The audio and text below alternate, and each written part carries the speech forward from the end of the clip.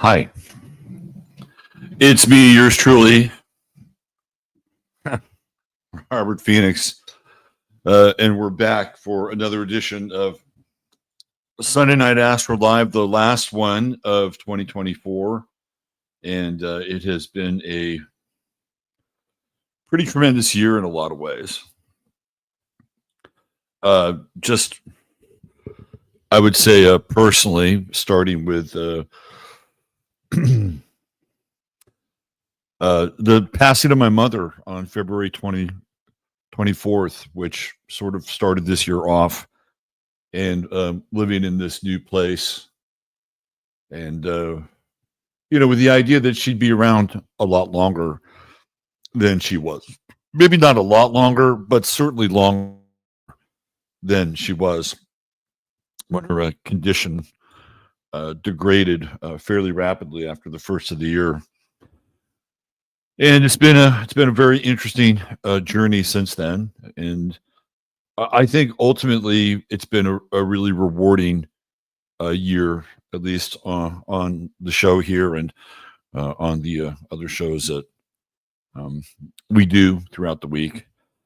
And we have seen a high degree of just tumult, and it's only going to get more intense.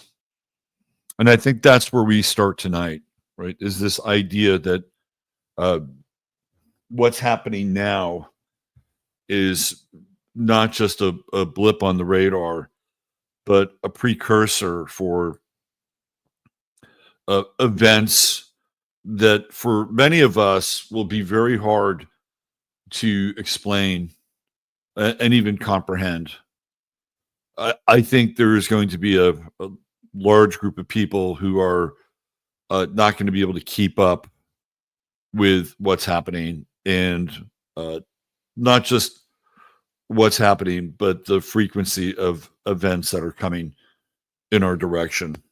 A lot of it is really starting to feel like a science fiction script, which is very Aquarian. Like when I think of the science fiction genre, I think of Aquarius, because science fiction is almost always grappling with ideas and questions about the future. And for a very long time, it felt like, we had stalled out, and that the only thing that we had to show for progress, right, was this. Like this was the most amazing thing that had come along in years. Well, when this showed up, the year was 2007. So we're 17 years out from this thing, right? The smartphone. Of course, there was the Moto prior to the iPhone, but the smartphone being the real technological game changer. So it almost feels like, we've been in this pattern where it's just been a bit of a kind of a stall in some ways, right? But all that's going to change, and it's going to change very, very rapidly. So this idea that we haven't had technology or a boost in technology for quite a while is going to change before our very eyes, and it can happen as quickly as overnight. It feels like we're being indoctrinated into something, whether it's the emergence of either man-made drones or strange pulsating balls of plasma in the sky. It feels like there's this form of disclosure in some ways that's happening. To what end? I'm not sure that we can say at this point, but it's happening, right? It's happening. And the drones represent this new iteration of technology. We talked a little bit about this last week, and the next technological wave is going to be robotics. It's going to be AI incorporated with robotics. It's all coming, and it's going to happen like a flash of light, right? That's how quickly this is going to come on. And along with it, it won't just be, hey, look at the new shiny toys that we have, right? There's gonna be other things that are a part of that cosmology, that are part of the new economy, and for many people, it's going to be a just an absolute tectonic shift in their paradigm, and who knows what will come along with it, right? Are we going to meet our space brothers? Are they finally going to show themselves? Are they really who they say they are? I mean, this is the territory we're headed in, right? Like 2024 for me, and we're going to get into a lot of the show. We're going to get into the charts and the story, the birth story of Jesus, Yeshua, Sananda, Emmanuel, right? We're going to get into that, but it just feels like the time that we're in is very unsettled, just extremely unsettled. And you would think that, once Trump had won the election, and overwhelmingly so, and by the way, without a lot of drama and without a lot of uh, agitation being worked out on the American people, that we'd be able to move into a theoretically more settled future, right? Like all of a sudden now, this thing that sort of was abruptly taken from the American public in 2020 has returned, been replaced. And so, we're on that timeline that should have continued for another 4 years. But something is completely unsettled about the whole thing, right? Even though the player and the players are in place, and one would think that, well, this is the way it should be, the way it should have been, the way it is, it still does not confer upon us a sense of confidence and peace, and that these very tumultuous and turgid days will turn out and be resolved righteously, justly, and peacefully. There's a lot going on in the world, right? Last night in Germany, there was a major event where a supposed believer in the faith of Islam plowed his car into a holiday celebration and fair. I believe killed 11 people, if I'm not mistaken. Maybe that number has gone up. That's something that just doesn't really happen, particularly around Christmas time. I think we had something a few years back up in was it Wisconsin, where somebody did that, and I believe that person is still on trial, if I'm not mistaken. But this is in Germany, where the ritual and the celebration around Christmas this time of year is it's very rich, right? It's got its own kind of folkloric content to it. We just drive up the road here to Fredericksburg, and their town square is lit up, and it's incredible. It's old school. It's like, the old European Germanic Christmas. And I can only imagine what it'd be like in Germany, and have a group of people peacefully going about their lives, celebrating this season, and then all of a sudden they become a temporary hood ornament with very drastic repercussions. That happened last night. We have what's going on in the Middle East, and footage of these massive explosions in Syria. People are asking, is that an atomic bomb that went off? Right? The whole Syria situation is completely unsettled, and the Middle East just feels like a powder keg, right? It's a powder keg just waiting to go off. Which country is next to be toppled, and who is going to supply the ammunition, the arms, and the troops in order to do that, right? Incredibly unsettled. We had two American jet fighters, crash into each other over the coast of Yemen, right? Two of our own jet fighters. It's almost symbolic in some ways, where one foot doesn't know where the other foot is going, right? And with all our sophistication and technology, two of our theoretically finest fighting machines can't find enough space in the sky to avert one another, right? All of this is happening as we speak. And I haven't even gotten into the drone stuff. And the drone phenomena, the plasma phenomena, the things happening in the sky, it's spreading, right? It's not just, erupting out of the swamp gassy firmament of New Jersey. Oh no. This phenomena is being seen in other places as well. And it's becoming a bit unsettling for people, right? Now, is this a form of soft disclosure, right? Is this part of what's taking place with the United States government in conjunction with perhaps other actors? I do believe that we're dealing with beings that are not of this world. Now, whether or not they live inside the earth and have been here for a very long period of time, same with the ocean, whether they're interdimensional, we are living amongst something here in this world. And I believe that something has been a part of our historical narrative, that it pops up from time to time, right? And sometimes it manifests itself as things like jinns or demons or perhaps other life forms, perhaps I wouldn't say fairies, but maybe elves, the little people, right? Sometimes the little people may not be really who we think they are.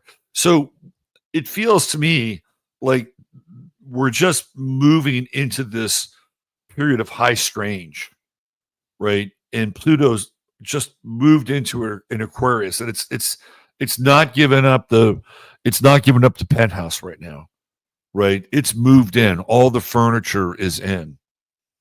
Pluto and Capricorn, it's moved on, right? It's part of another time, another era, and we're in a new time, right? That's the nature of Pluto and Aquarius. It is really this new time, and it's a strange time, to say the least. We're going to get into a couple of things tonight. I'm not going to do an incredibly long show, and I apologize for making you wait.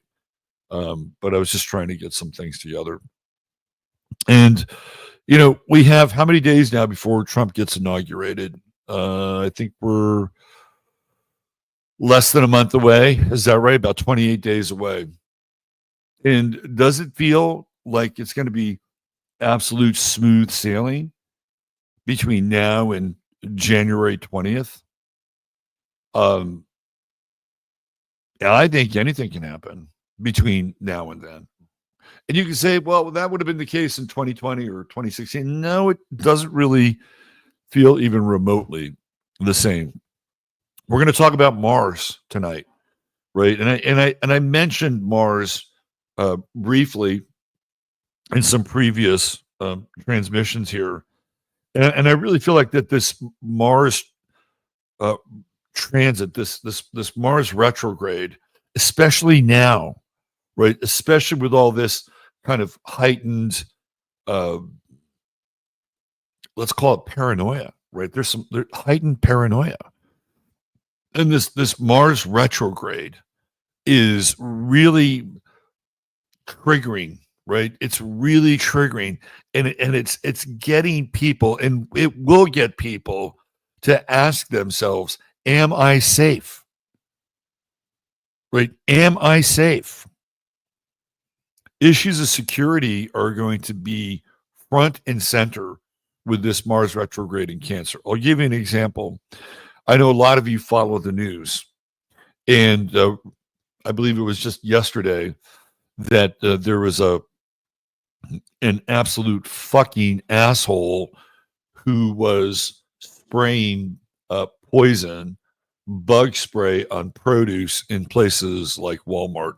And not just doing that, but just being so disruptive. There's a video where there's an older guy who's drying his clothes at a laundromat, and he walks away, and this guy throws in about 6 or 7 strips of bacon, and then he throws in about half a dozen eggs, and he lets them spin and spin and spin while this other guy isn't looking.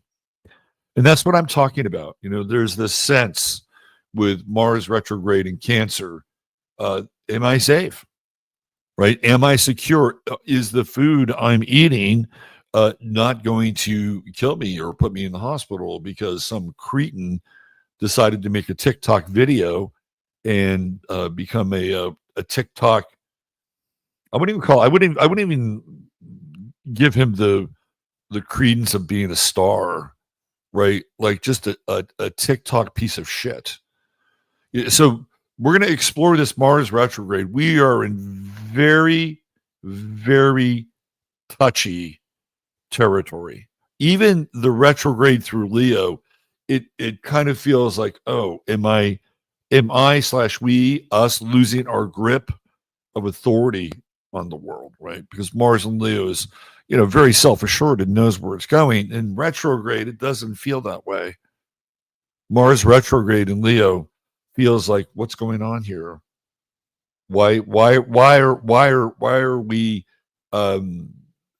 not having this sense that, again, I'll bring it back to, where we started off with the show. Trump was elected. He won the electoral college. He won the popular vote, right? And you would think that with all of that behind us and with all of that in front of him, that would be smooth sailing, full speed ahead. But not with Mars retrograde in Leo. That's not how it works, right? It's not how it works. And we're going to look at Mars and Trump's chart tonight and kind of go over some of the stuff that I talked about Friday, but we're going to put it into an astrological context and not just me kind of having a metaphysical rant or whatever you want to call it. But anyway, thank you for being here, and thank you for being a part of the show tonight and every Sunday night when we do this. It means a great deal for me to be able to consistently be with you on Sunday night, to sort out my thoughts, to explore new ideas, and for you in chat to hang out with each other and to share company. I had a moment about a week and a half ago, right? I had a moment about a week and a half ago, and I kind of lost my cool a little bit because I was going through some stuff, right? And it was like a perfect storm. And, I had a lot of time to think about that moment in retrospect. And, one of the things that it brought up for me is that this world, right? It started off as Chatlandia, and that's what I used to joke about and calling it. And now it's Chataria. That this world, this ecosystem that you people participate in, is such an incredible thing, and in many ways, quite fragile, right? And I realized that, just a few ill-timed sentences with the wrong tone, right, created kind of a ripple effect, and it actually got me to think about and even appreciate what you people are and do even more, right? Because I had time to kind of wrap my head around that, and so I just wanted to say thank you for being here and for being you and for showing up. And I do my best to stay pretty even keeled, while at times being also fairly intense about certain things, right? It's not always an easy balance to achieve. Like a lot of times there are people who are just, they're full on, rant and ravers, right? And then there are other people who are just, total flatliners. And, and I try to strike that balance between showing up and being fair, but at the same time, if there's something that, I need to take a flamethrower or two, I'll do it, right? As long as it's not you. And you have my word from this point forward. All right. Let's see. What do we got going here? Who's in the house? Let me go back a few chats. And let's see what we have here. Let's see. Well, yeah, Kelly, you sound like David Wilcock. 3 hour post, lots of language, words different, same conclusion. I hope that's a good thing.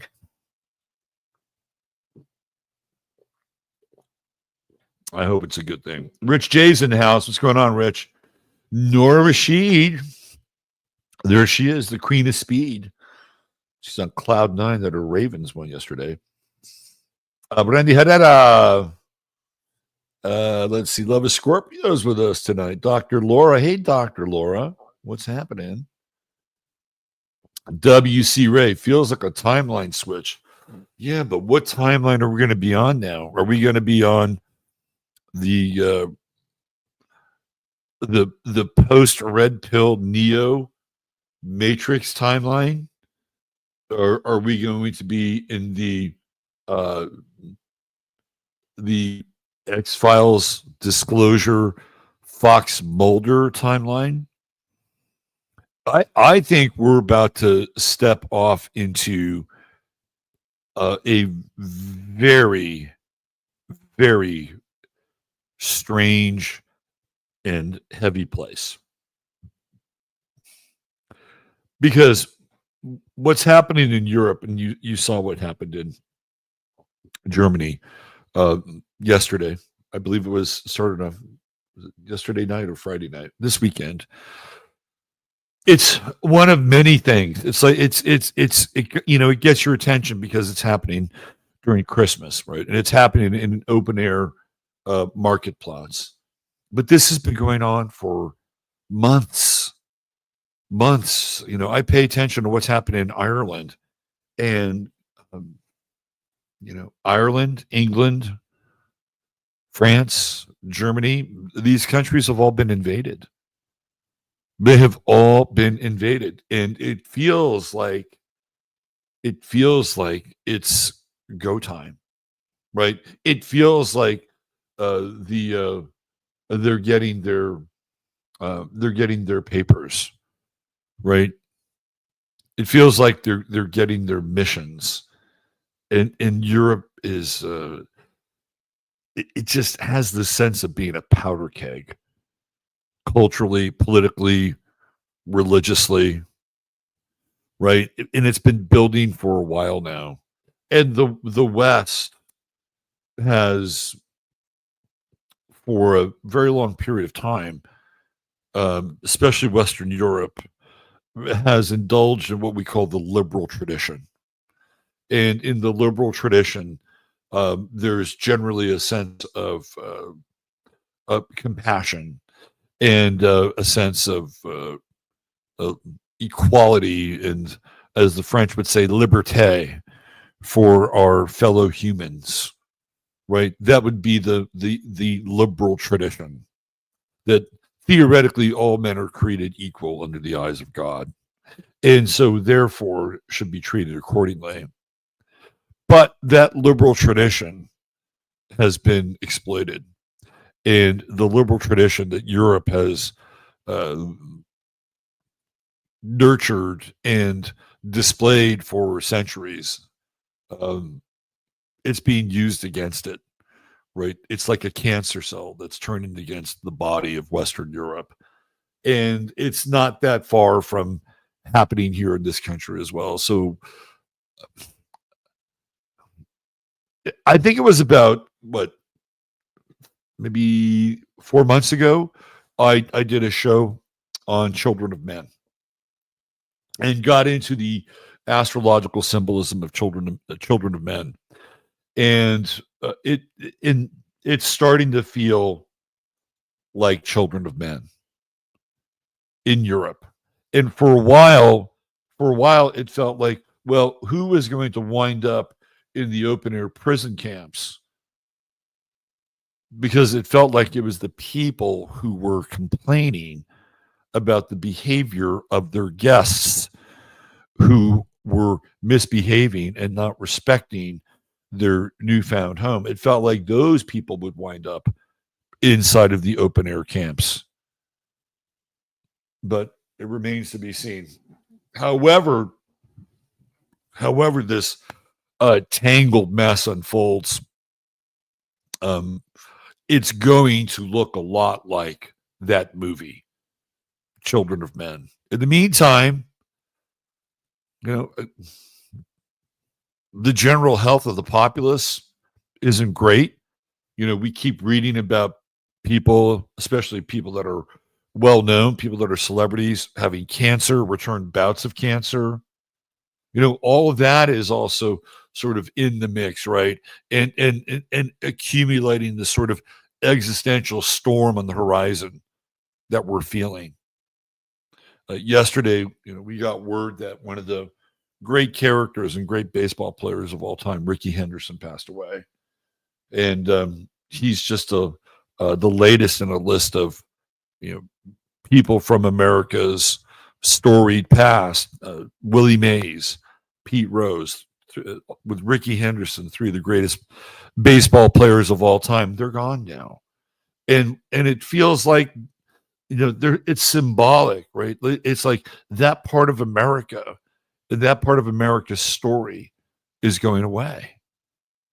Right. The memories are still there, but one has a sense that we'll never see any individuals like them ever again, nor will we see them in the milieu, the circumstances, and the activities that made them famous, that grabbed our attention and became part of our story here in this country.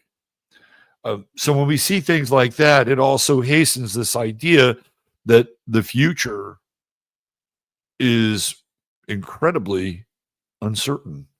Now, if you have faith that all will be well, that whatever force that has created this thing that we're inhabiting is greater than the disruptors that want to pretend and act out their version of God, because this is true. If you have that kind of faith, you'll be fine. You'll be fine. But even those of great faith, no doubt, will be tested over the days, weeks, and months to come.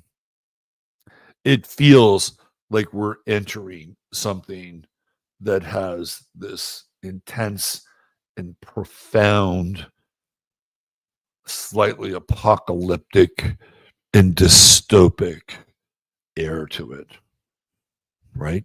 It feels that way. And yet in the mix, we're all here together, right? We're all here together, and we're aware of what's happening. We can see it, we can sense it, and that sense and that awareness means something, because when you are aware of what's happening, you are a witness. And the greatest power is to be able to be a witness of the Most High, right? To see it from that place, to see it through the wisdom and the vision, right, of a divine being. Because that's what we're talking about tonight, a divine being. And if you can do that while all else around you is falling apart at the seams, while maintaining a healthy sense of humor, you'll get through it. You'll get through this time. And it feels a lot like the witness part is going to be the challenge, because events are going to draw us in, right? They're going to be impassioned. When I get into Trump's chart, I'm going to kind of unlock some of that, and I'll tell you, I'll show you what I'm talking about. So, all right, let's keep going here. Who else do we have? Let's go to the bottom and work our way up. Let's see. Witness from Scorpio eyes. There you go.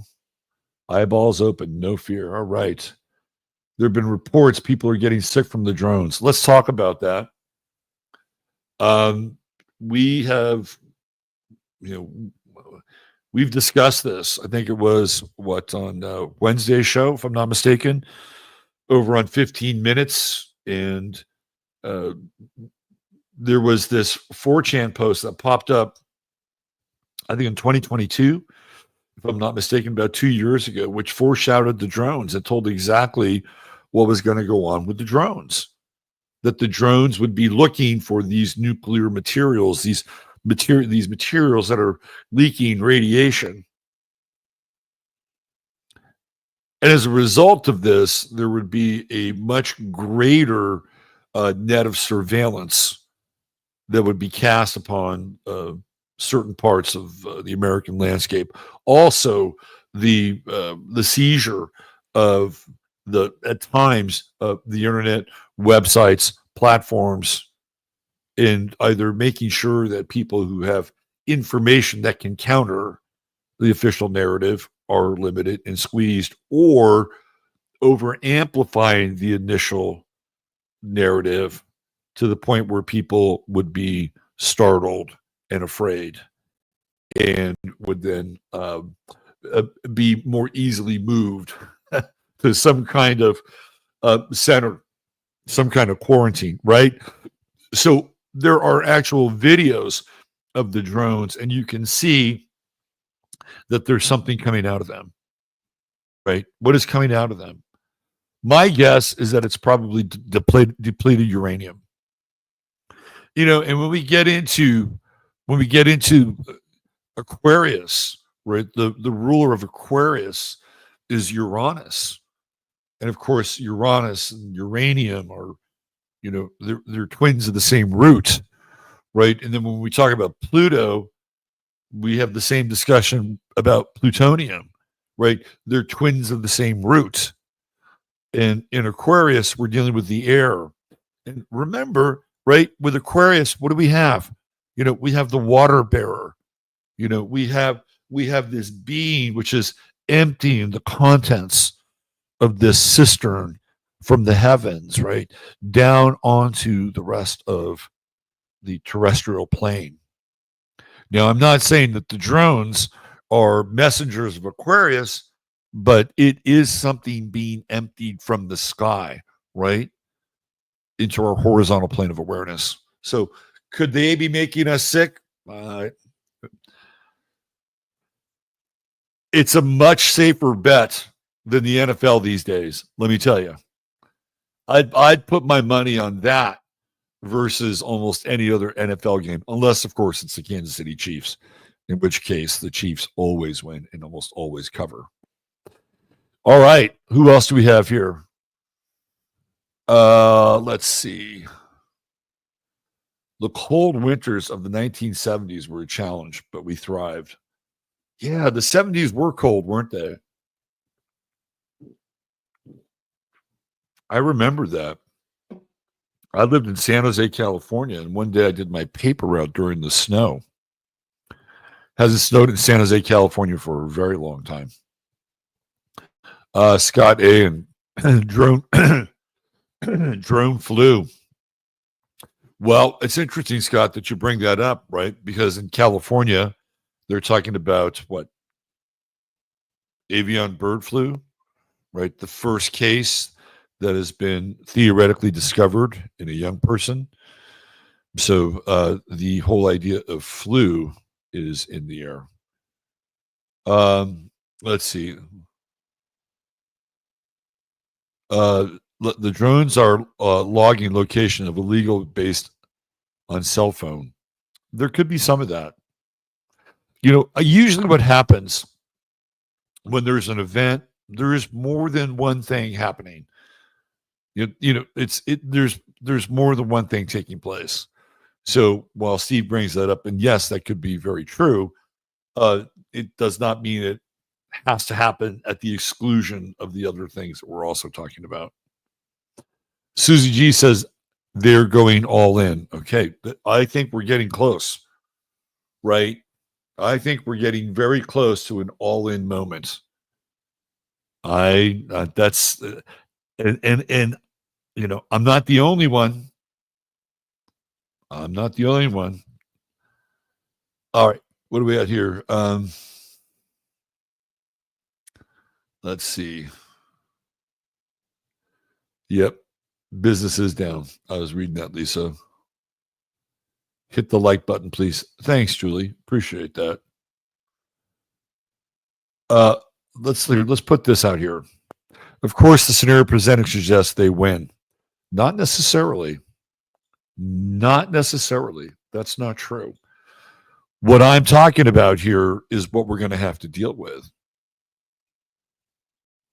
I didn't say that ultimately they, whoever they are going to win. No, I'm just talking about what we're going to have to deal with and what feels imminent in some ways. Anything, listen, I'm going to go with this. I'm going to go with this comment. Anything worth having is worth fighting for. Okay. Anything that you've ever done in your life that has any merit and meaning, you had to work hard for it. In most cases, if you didn't, you didn't appreciate it.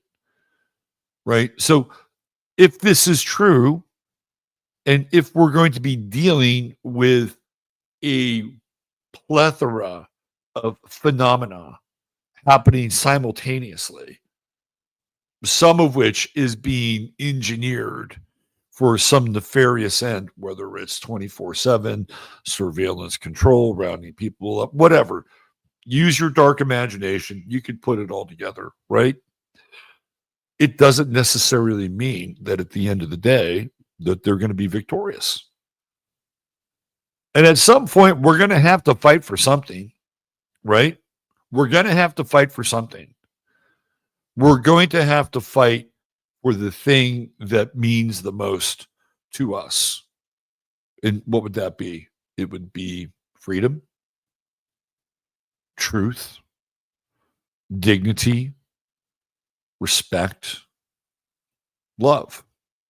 And if those things mean something to you, really mean something to you, right? When the shit hits the fan, that we're all going to have to make some kind of a decision to see where we are on that spectrum and what we're going to do and how we're going to respond to the conditions that are prevailing. And look, we went through a major, I don't think people understand still to this day how major COVID was. I think we're still in some kind of shock and denial around COVID. Like COVID absolutely jammed up our lives and jammed up our lives in a way that nothing else had ever jammed up our lives before. Nothing. Why? Because it was global. It was a global event. And we had these absolutely draconian governments. My God, the Australian government, the New Zealand government, the Canadians, right? All these governments were just putting the boot on their citizens' necks and demanding that they get vaccinated and not go anywhere without a mask. And it was, this was a very heavy time. And again, I've talked about this before, the collateral damage it did to all of our lives, whether it's with our work, our businesses, our families, right? We're only really just 2 years out from that. I mean, COVID was still happening in 2022. The Biden administration took 2 years, 2 years to continue the COVID madness, right?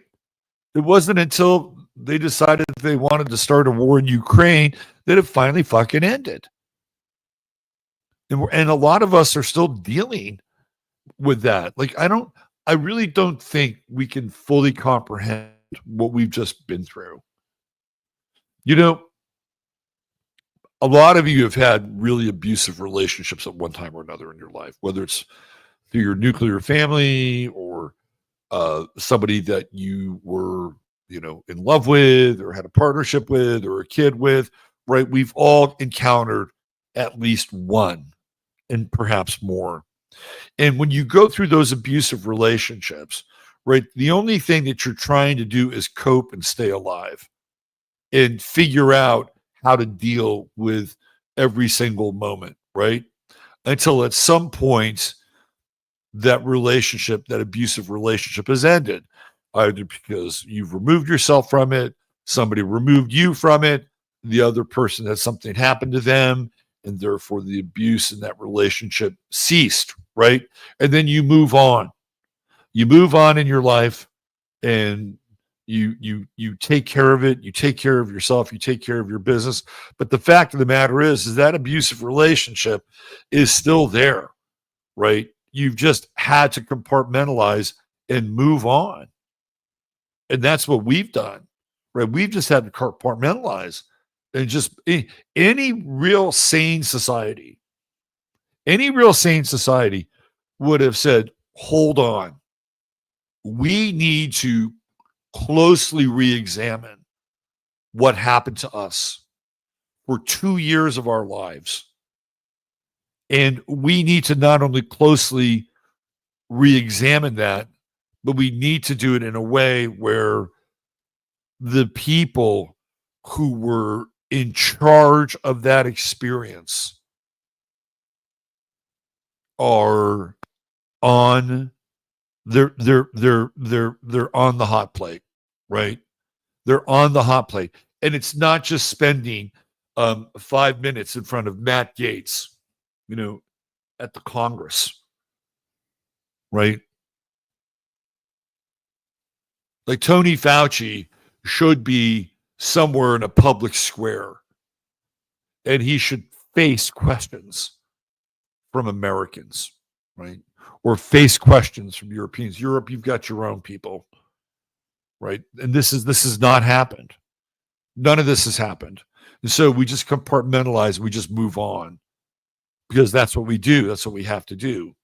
But at the end of the day, that's still there, right? It's still there. And now we're mounting up to the next wave, whatever the next wave is. All right.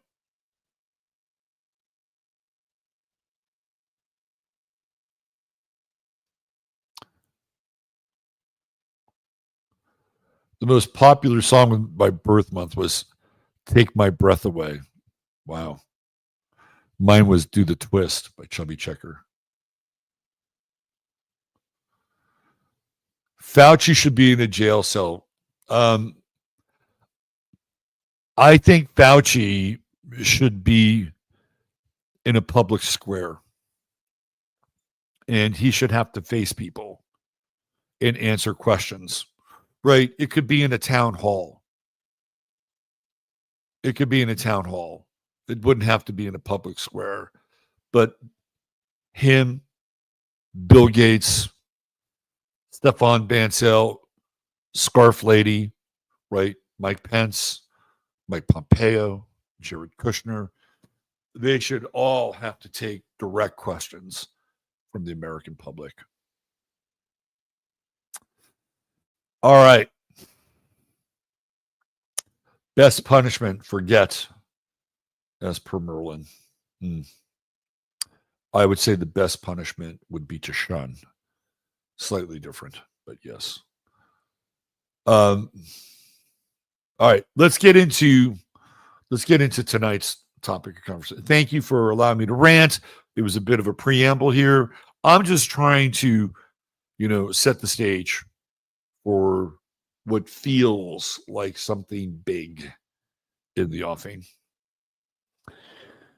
So one of the things that I've talked about before, and I think it would be helpful for us to revisit this again, is this idea of the birth of Jesus. Okay, a lot of you may say, "Well, he's just a guy. It's just there's been plenty of avatars. He was the fifth Jesus, like the fifth Neo or something like that, right?" Or some of you might say, "Well, he's just Jesus and Zeus, and they sound alike." And there's a lot of correlation there with Osiris and Isis, and there are these various creation myths that sort of blend into this idea that this historical figure, this avatar, is really just an amalgamation of sort of this cross-cultural cross-section of various deity stories, right? But I'm just going to ask you for one night, those of you who believe that or think that, just for one moment, for one night, to suspend your disbelief. And we're going to examine what I believe to be the birth chart of Yeshua Sananda Emmanuel. It is not 1225. What we celebrate during this time is we celebrate Saturnalia, right? We celebrate the solstice. We celebrate the return of the sun. Sol Invictus. These are related to older cultures, megalithic structures, alignments. It happens 4 times a year. Not only that, but the celebration of wrapping gifts and Christmas trees and everything that goes along with it, that goes back even further. That's Babylonian, right? That's celebrating Nimrod and the birth of Nimrod's son, Cush. Nimrod, of course, being married to his mother, Semiramis. So let me just show you a Nimrod Christmas.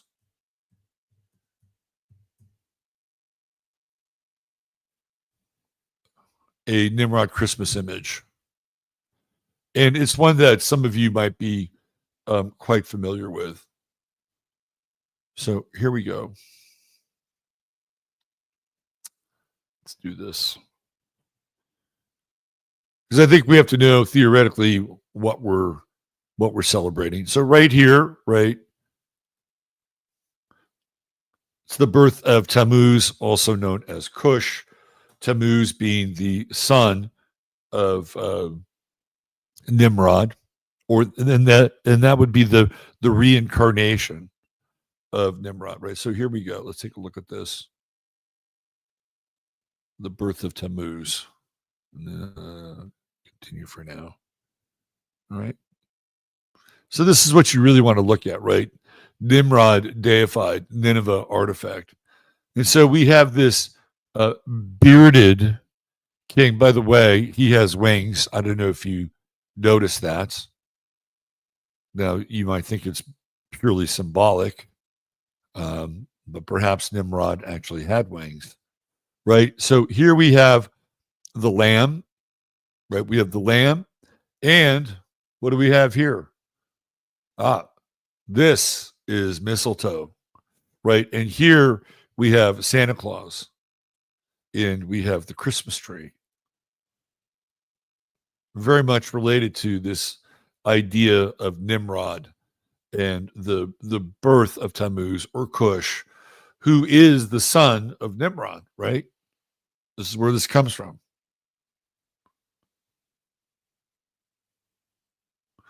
Let's see if we get another example here.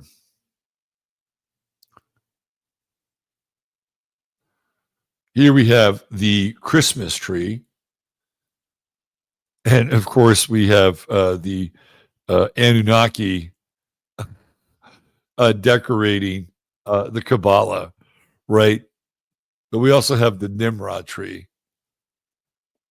On each anniversary of his birth, December 25th, Nimrod would visit the evergreen tree and leave gifts upon it. This is the tradition, right, that we have inherited, believe it or not. And then you can still get into the spirit of things. I'm not trying to bring you down with Christmas. But when you make these connections, Nimrod, Semiramis, right? Tammuz, also known as Cush. That we find ourselves, and there are some Christians, right? There are some Christians who will not celebrate Christmas, and they certainly won't celebrate it in this way, right? You can break this whole thing down. Angel, derived from Greek and Assyrian gods, a tree, pagan fertility, blah, blah, blah, blah, blah. It's connected to Nimrod. And Tammuz is the son of Nimrod, who, by the way, has died, right? Nimrod is dead. And so Tammuz, or Cush, is the rebirth of Nimrod. And Semiramis, the mother and wife of Nimrod. Gets a little confusing, but ultimately, these are, I believe, the traditions that we've inherited. This has nothing to do with this idea of the birth of Jesus. It's the birth of Tammuz, the birth of Cush. And you know what? I'm okay with it, right? It's not like, I'm going to, strike all the fucking, Christmas lights and Christmas decorations. I wouldn't do that. I actually kind of like them. They're bright, they're cheery. In fact, I put Christmas lights up. They're a little stroby. Like if you have maybe the propensity to go into some kind of epileptic seizure, I would not walk past my house. But the lights on my house will put you in a fucking trance, and I didn't do that on purpose. So I just wanted to give you some background there, right? Like, this is kind of what we're dealing with. We're not really dealing with, Jesus is a Capricorn. Okay. Let me show you something here. This is from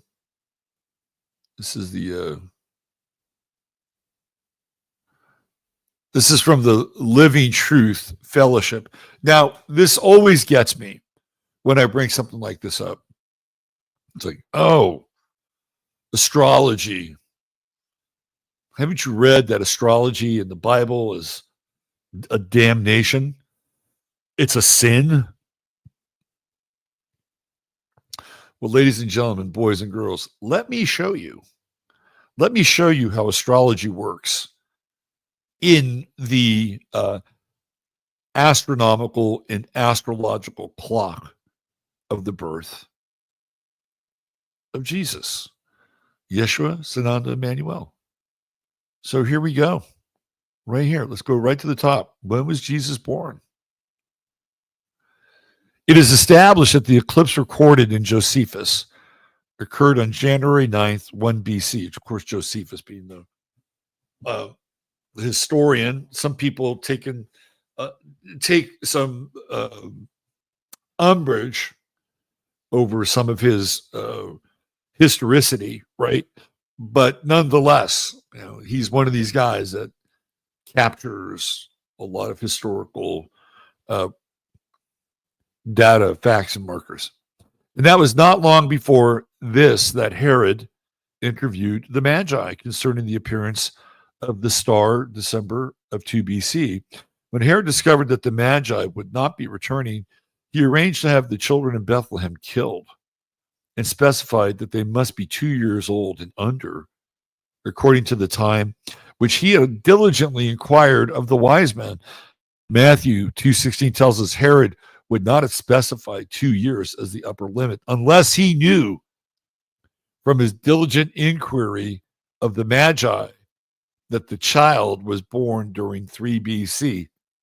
Right? Herod wants to kill Jesus in the cradle.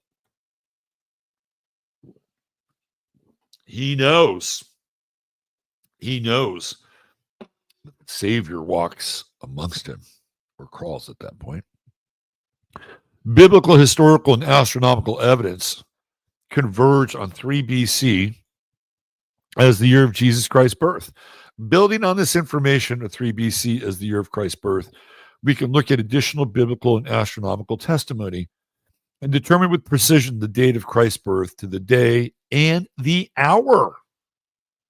The 12th chapter of the book of Revelation presents essential information for pinpointing the exact time. Revelation 12:1-5. And there appeared a great wonder in heaven, a woman clothed with the sun and the moon under her feet, and upon her head a crown of 12 stars. And she, being with child, cried, traveling in birth, and pained to be delivered. And there appeared another wonder in heaven, and behold, a great red dragon, having 7 heads and 10 horns, and 7 crowns upon his heads. And his tail drew the third part of the stars of heaven, and did cast them to the earth. And the dragon stood before the woman, which was ready to be delivered, for to devour her child as soon as it was born. And she brought forth a man-child, who was to rule all nations with a rod of iron, and her child was caught up into God. and to his throne. Here in Revelation 12, events past and future are revealed regarding the spiritual warfare between the true God and the devil. This passage describes a vision which God gave the Apostle John. The vision involves symbols and words full of great truths. The meaning can be recaptured by a diligent search of God's word, first and foremost in the written word, and secondarily, the word written in the stars. Parallel truths can be found in both. This entire passage in Revelation 12 takes on a profoundly significant dimension when analyzed in terms of astronomy. Revelation 12:1 says, "There appeared a great wonder in heaven." The word wonder is the Greek word semeion. In Greek literature, semeion is used of any kind of sign, but a notable usage is in reference to the sign of the zodiac. This is particularly interesting in the context of Revelation 12, for the sign is said to have appeared in heaven. The sign spoken of in verse 1 is a woman, and the only sign of the zodiac that could correspond to this description is the constellation Virgo. Revelation 12 further specifies that the woman was clothed with the sun, another celestial body. The sun, as it appears to travel through the ecliptic each year, enters into the mid-body between the neck and the knees of the constellation Virgo, clothing her with the sun for approximately a 20-day period.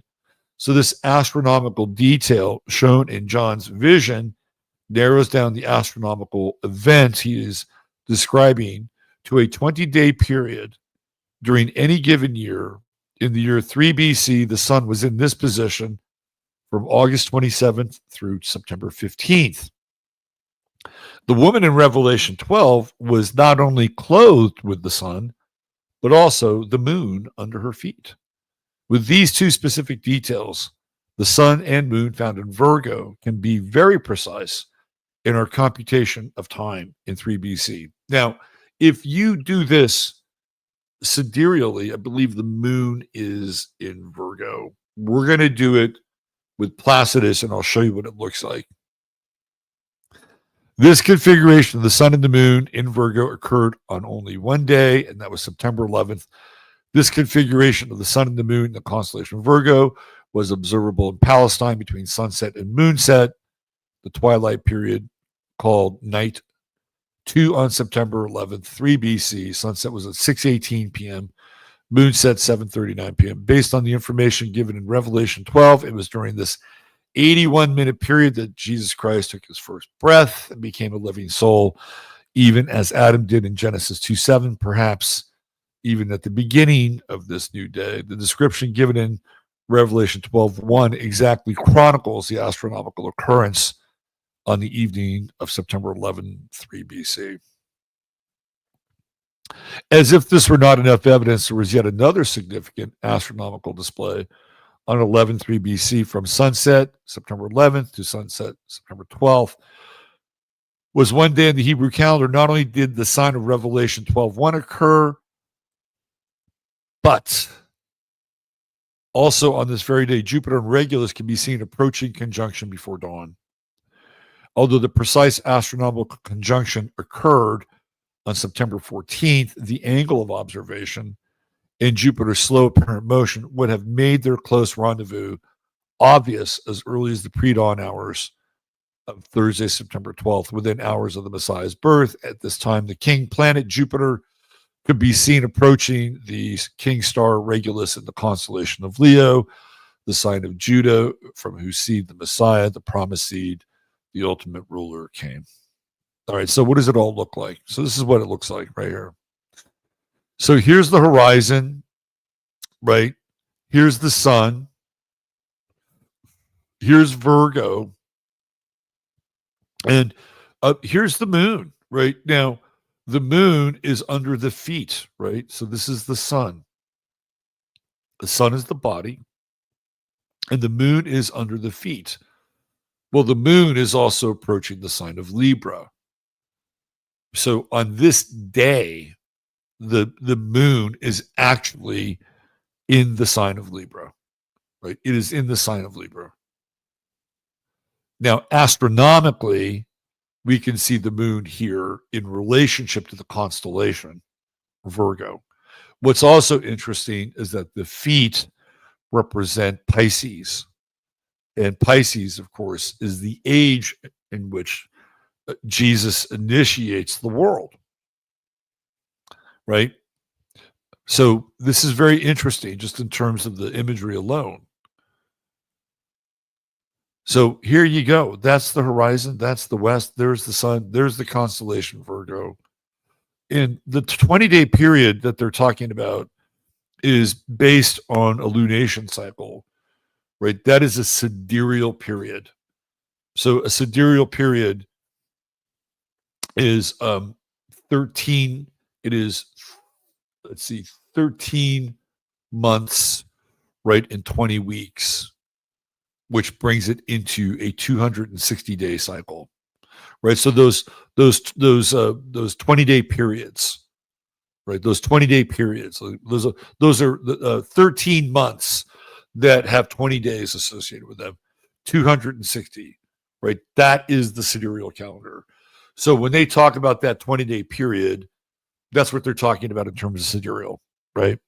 So in some ways, this would also be a sidereal representation. Well, Robert, why don't you use sidereal? Well, I use Placidus because the calendar got changed, and I have what happens with Ptolemy is that he evens the calendar. Yes, he removes the great serpent from the sky, right? And now we have 30 days and we have 12 signs in a 360-degree wheel. And we're living, at least through that version of the horoscope. And I don't have a problem with it. And the reason I don't have a problem with it is because we've been living with it for such a long period of time. Well, some people say, why don't we just go back to sidereal? Well, it's because I've actually looked at charts, and I have rectified charts through sidereal, and it doesn't really work given our current astrological clock. And the example that I give over and over and over again is the very day that we're talking about, 9/11, right? And 9/11, September 11th, the year 2001, we have an event in New York City with the Twin Towers. Where is Saturn? Where is Saturn on that day? Saturn is in the sign of Gemini, the twins, right? And Saturn is, of course, the Lord of time. And by leveling the Twin Towers, we are initiated into a new time, right? That's part of the dark magical ritual that's related to 9/11. Okay, not only that, but the moon on that day is in the sign of Gemini as well, 9/11. Not only that, but Saturn in Gemini is in opposition with Pluto in the sign of Sagittarius. And what ensues after 9/11? Right, a holy war. We are now engaged on a crusade, and our crusade will take us to Afghanistan to find Osama bin Laden, to hunt him down, to essentially take the fight to them, right? It's a holy war. That's how it's being presented and marketed to the American people. And the American people, they want justice, they want blood. They want to make sure that those dirty Islams, those dirty Muslims never do it again. And so they co-sign on just about everything that George Bush wants during that time, right? And then it expands and it goes into Iraq, right? And what is Iraq? Iraq is Babylon.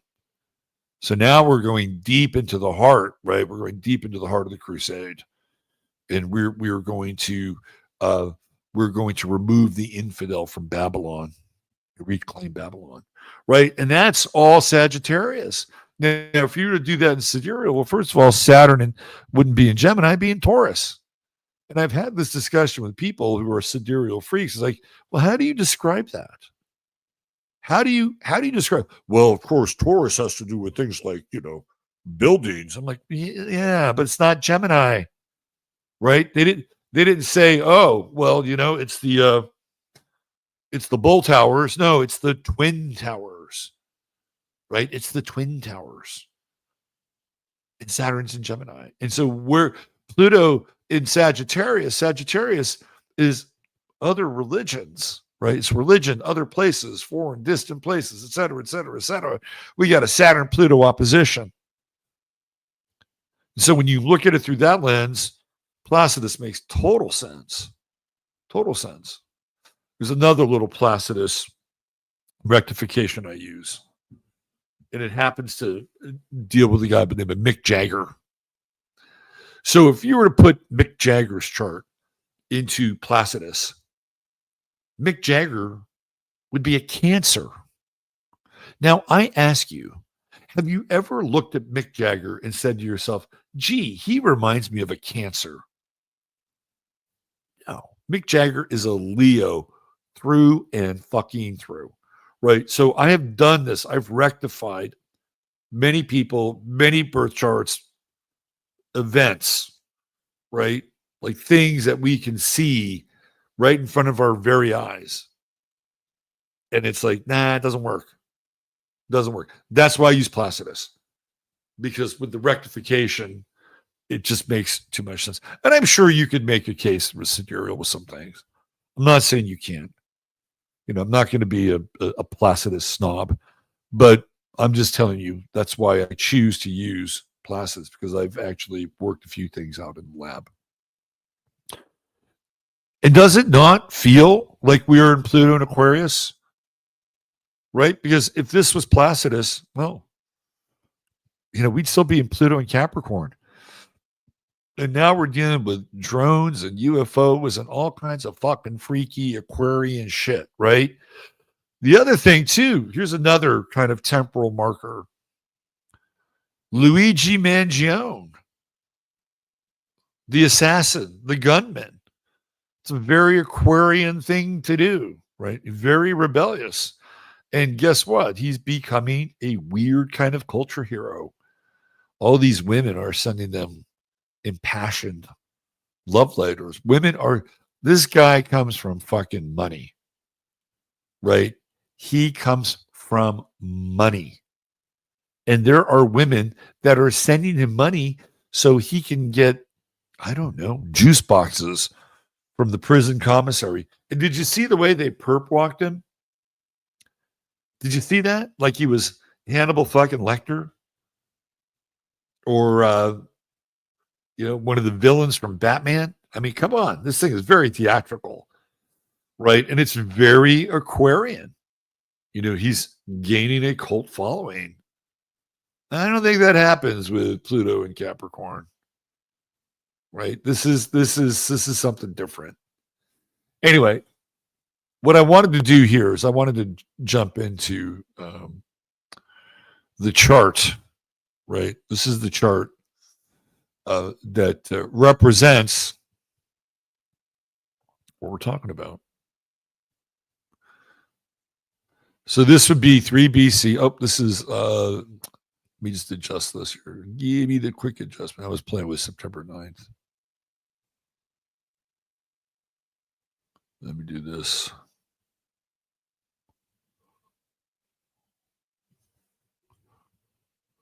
All right. All right. Now, I think it's going to move the moon up a little bit.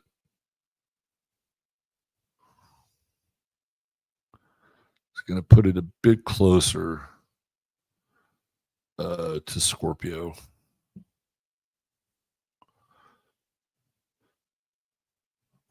Okay. Here we go. All right. So this would be the chart. Right? This would be the chart right here. 3 BC, -2 Gregorian.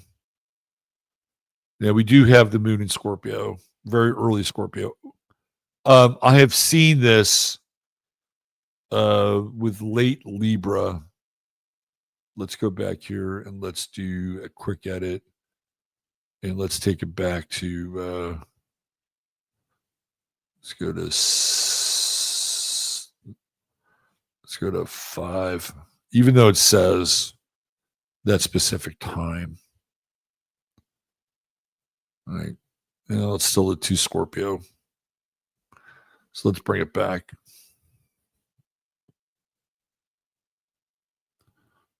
Let's do 7:20. Here we go.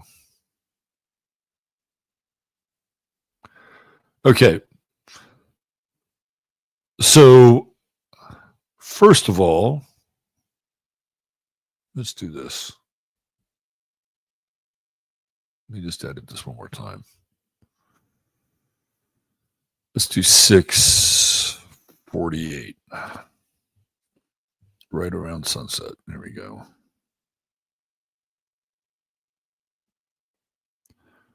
6:48. Okay.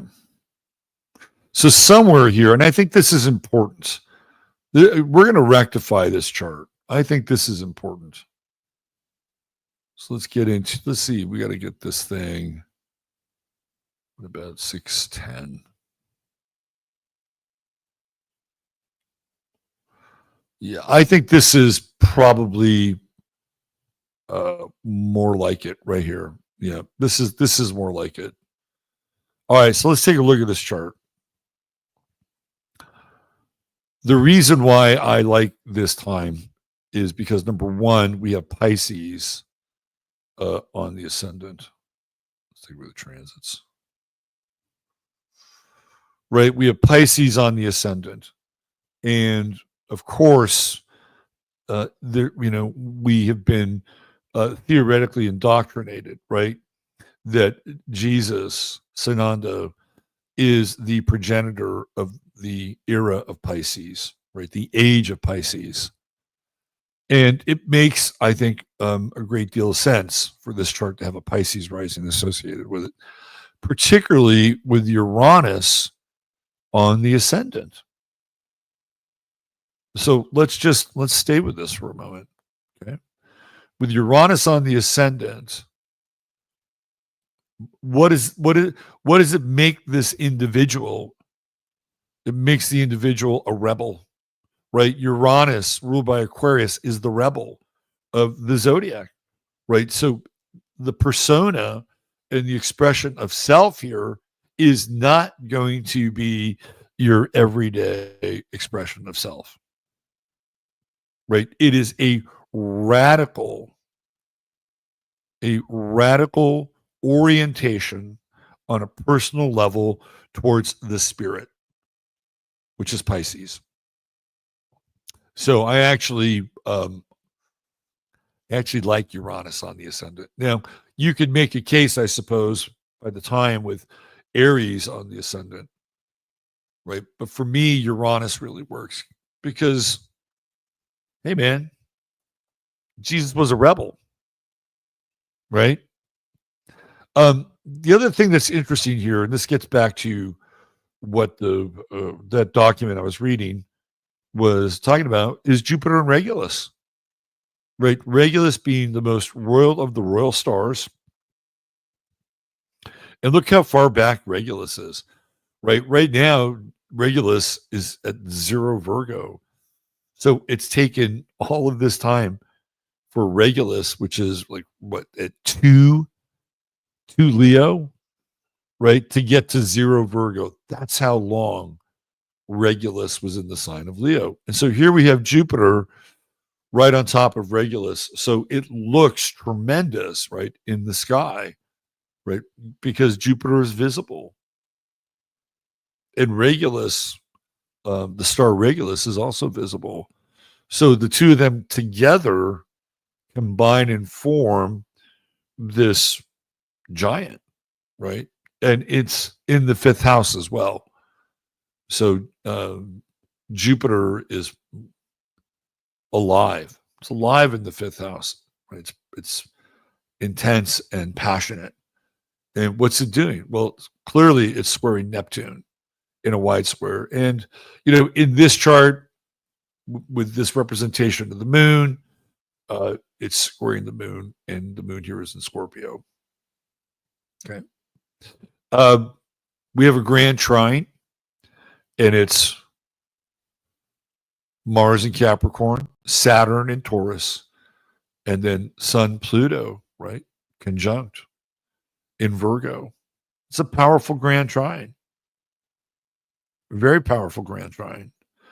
And what's interesting for me is the Sun Pluto conjunction. Of course, they didn't know that Pluto was around back then. It's a much later discovery, right? But when you think of this idea of Jesus as a magician or Jesus as a wizard, I think of Pluto as being, and Scorpio as being an incredibly powerful energy in the activation and the practice of magic, right? So we see something really intense and profound with this Sun Pluto conjunction, and it's in Virgo. So what are we talking about? We're talking about service, right? And then Pluto would play a very significant role, right? A really significant role in this individual's life. And of course, Pluto is death, and then, theoretically it's transformation too, right? And so this individual is wedded to Pluto.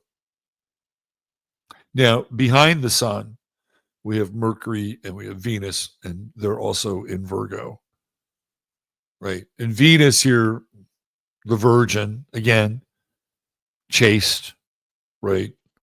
It's very interesting for Venus, especially when you talk about somebody like, Mary Magdalene. And then, Venus isn't in the 8th house or the 12th house, but it is clearly behind the individual, right? It's clearly behind the sun. So any significant relationship would take, in some ways, a bit of a backseat, right? But still, nonetheless, connected to the individual. And we have a Sun-Mercury conjunction. And there's something about that Sun-Pluto, man. If you've ever watched The Temptation of Christ by Martin Scorsese, which is an interesting film, I wouldn't call it a great film.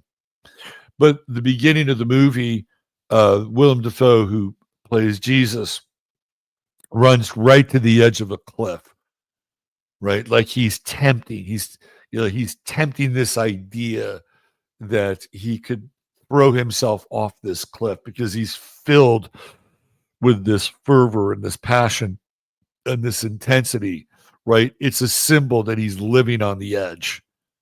Scorsese is trying to portray Defoe's Christ as an edgy character, and that he's literally like tempting his own fate by flirting with the edge of this cliff at the beginning of the movie. But there's something to that with Pluto here, right? This is an individual that lives intensely. When I see Jupiter squaring Neptune, how I see that? I see that as somebody whose faith is questioned. That's how I see it. How is your faith? Will it waver? Or will you accentuate your faith? When you get into a Jupiter-Neptune square, anything with Jupiter, it's opening it up, right? It's making it possibly bigger. It's like, I made a big bet here, didn't I? Now I have to follow through, right? Now I have to follow through. That, to me, that Jupiter-Neptune square is interesting. It's like, okay, you believe in it? You got to go all the way with it, right? The trine with Mars, like you got Pluto trine Mars, Sun trine Mars, Mercury trine Mars. Is this where magic takes place? Is this where miracles take place? Right? The intense processing of energy, life force B, right through that Mars, doing these works, but doing these works in a way that it's hyper amplified, right? There's a lot of life force coming through this Mars. Not only that, but Saturn is here too. And it's kind of interesting, right? Because you get into a Pluto and Sun conjunction trine Mars. That's a lot of juice. That's a lot of power. But then you bring Saturn into it, and it's like, well, guess what? That tempers, that grounds this power, right? Like there's like responsibility with Saturn. There's this thing that you have to be kind of beholden to with Saturn. And I feel like this Neptune Saturn opposition has a lot to do with temptation, right? It feels like, hey, just come on over here. Just kind of shortcut this thing. Come on over here. Neptune in the 8th house. Ooh, that's magical. That's profound. That's deep, right? You don't have to do this. You don't have to stay attached to this commitment that you've made over here. You don't have to do that. Come on over to the 8th house. We'll show you what real power is about, right? I mean, this is interesting. Not to say that there isn't any power here. There is. Again, when you talk about Neptune, you're talking about something that's deep and mystical and profound. What's really fascinating about this chart, and I've said this before, 2 out of the 3 outer planets, which would not have been visible at that time, right? They're the planets that make up the 1960s. Like Neptune in Scorpio, hello, 1960s. Pluto in Virgo, hello, 1960s, right? So when we look at these 2 planets and we look at the 60s, like the 60s almost feels like this period where, there's this collective second coming. And I've talked about, when Neptune moves into Sagittarius, and we have all these examples of like, Jesus Christ Superstar and Electric Jesus. I mean, all these things start to happen with Neptune. But it's happening even before then. Like you go back and you look at some of the films that are like popular during the early 60s. And there are movies like The Robe, right? I don't know when the 10 Commandments comes out. I think it's probably a little bit earlier than that. But there's a lot of these like, Christian movies or these sort of biblical movies that come out in the early 60s. And the 60s themselves, right, have this feeling like, there's something going on here. There's something happening that has very little to do with the material world, that has very little to do with this idea of commercialism in corporations, right? And you get that Neptune-Pluto sextile, just like you did in the 60s, only this guy is living it, right? So there's this weird echo with Neptune and Pluto from the 1960s with this chart. It's like, oh, this is interesting. This is very interesting. There's a lot of power, but it's all kind of grounded and in check here with Saturn in Taurus. It's earthy, right? And it's also retrograde, which is kind of interesting as well. It's sort of like anchored in time, and maybe this is part of one of the reasons why, whether you believe it's a myth or a fairy tale or something along these lines, that we do think about it, that we do look back on it, that it's a Saturn retrograde in Taurus that has anchored this life, right, in physical time and memory, or at least metaphysical time and memory.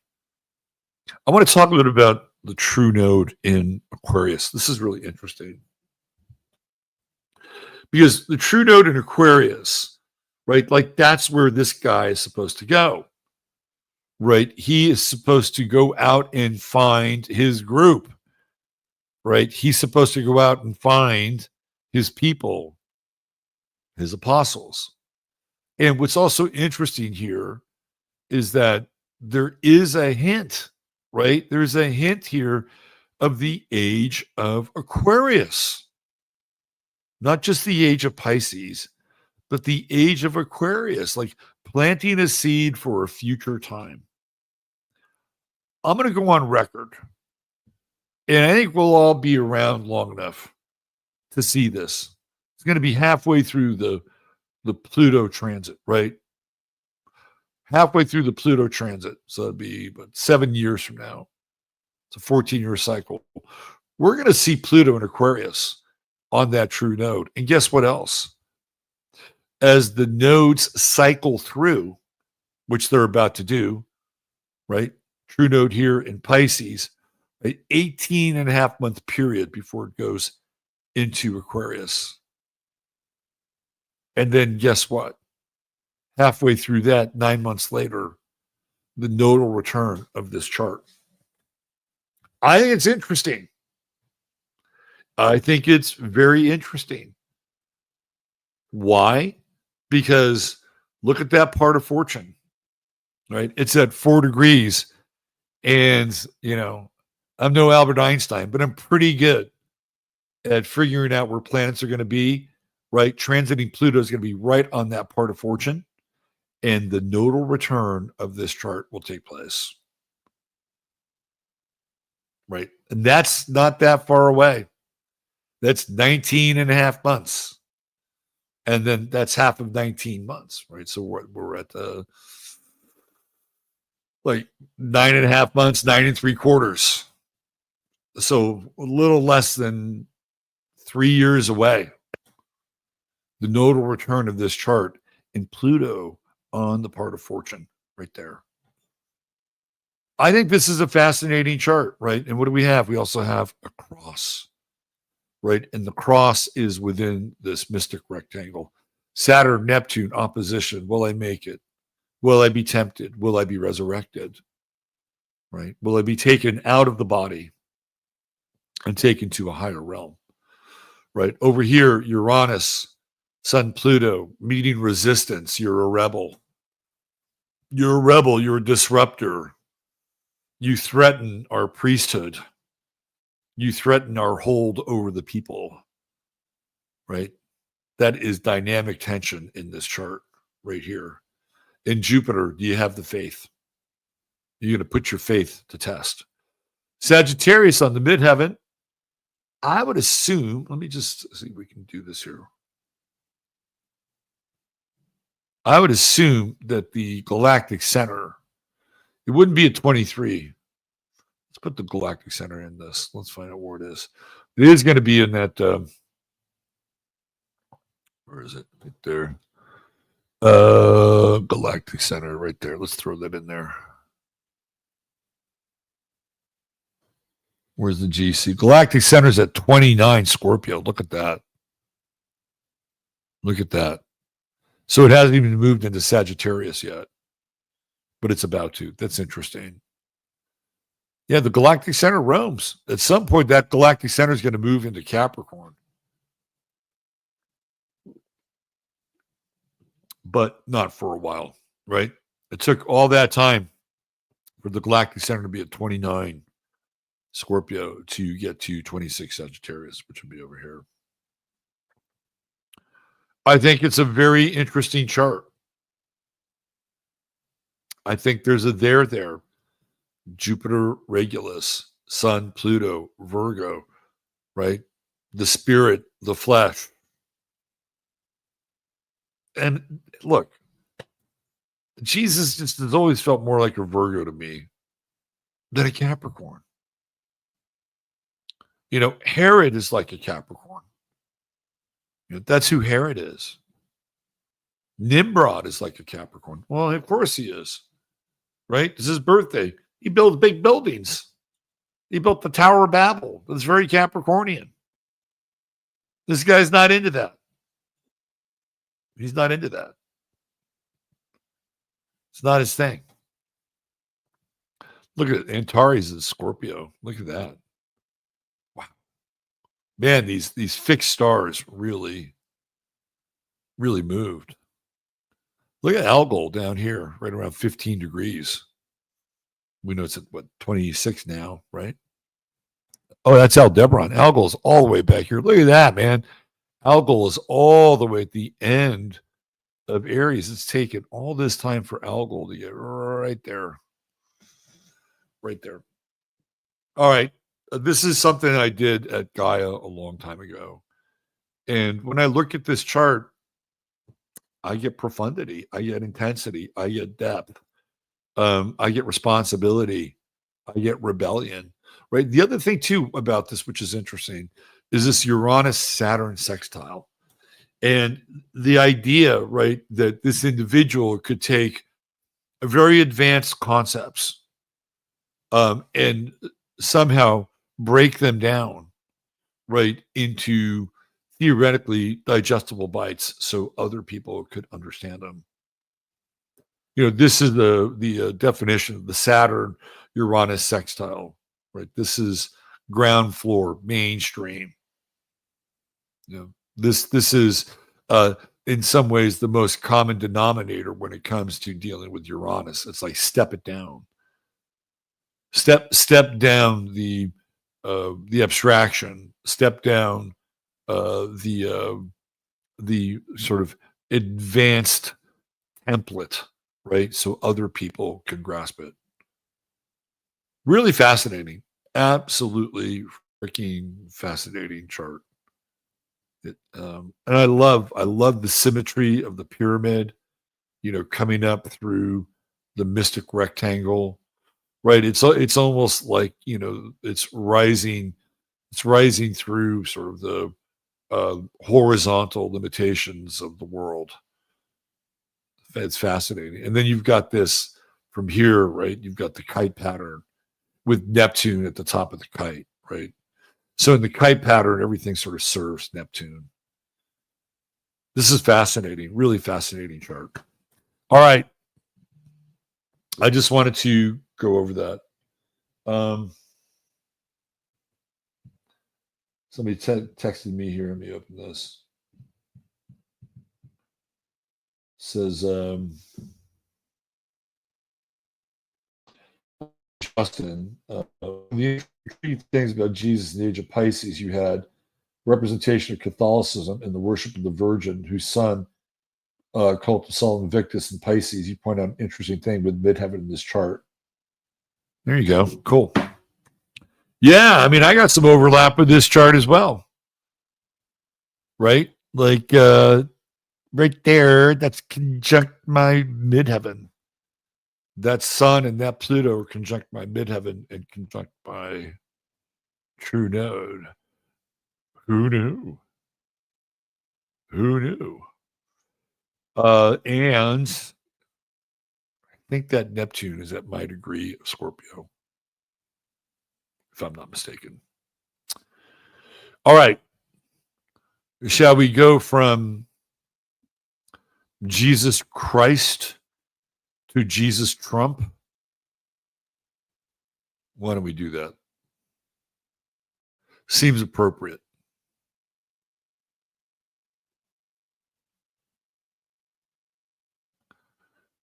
Let's throw in some transits here. There it is. The chart of one Donald John Trump. I think Trump is in for some rough sledding. And let me tell you why. It all started on Friday, I believe. If not, the days just blur. It was Thursday or Friday. Whenever he went after Chip Roy. It was Thursday because I did the Friday forecast. He went after Chip Roy. Chip Roy is a Leo, by the way. Chip Roy will not back down. Chip Roy beat cancer, right? Chip Roy had kind of stare into the face of his own death. And he beat cancer. And I don't think Chip Roy has a lot of fear.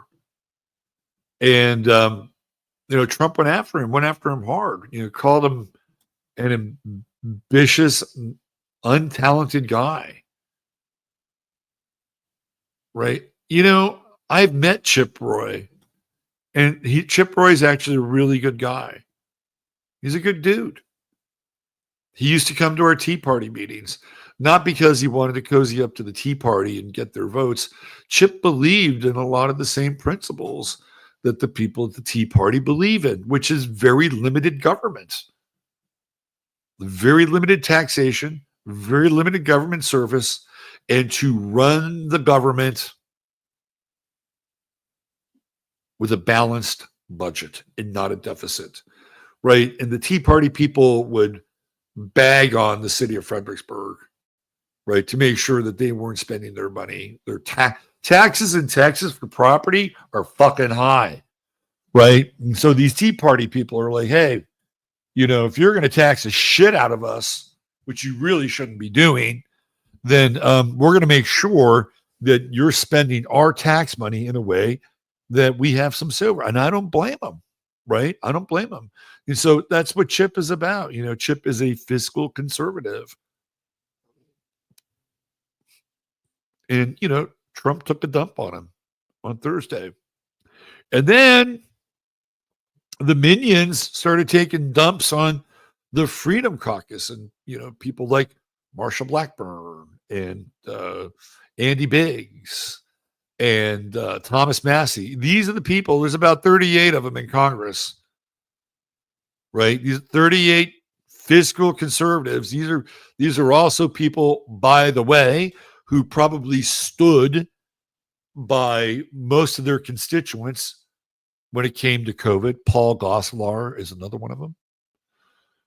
So these people aren't just doing, they're not just giving lip service to their ideals. These people are by and large constitutionalists, right? Whatever you think of the Constitution, there's some people that still put a lot of weight in that piece of paper. And those people who are not perfect do their best to live by it and uphold the fiscal responsibility that they have pledged to their constituents, right? So Donald Trump just says, I want an unlimited debt ceiling. And you have some people who, number one, don't want a big fucking stack of paper. They want it lined out, apportioned, so that they can vote on this and this and this and this. This is why Mike Johnson was put into the position of Speaker of the House to do the exact same thing that the guy before him said he would do, but couldn't or didn't, right? So a lot of this is on Mike Johnson. He let it get this far.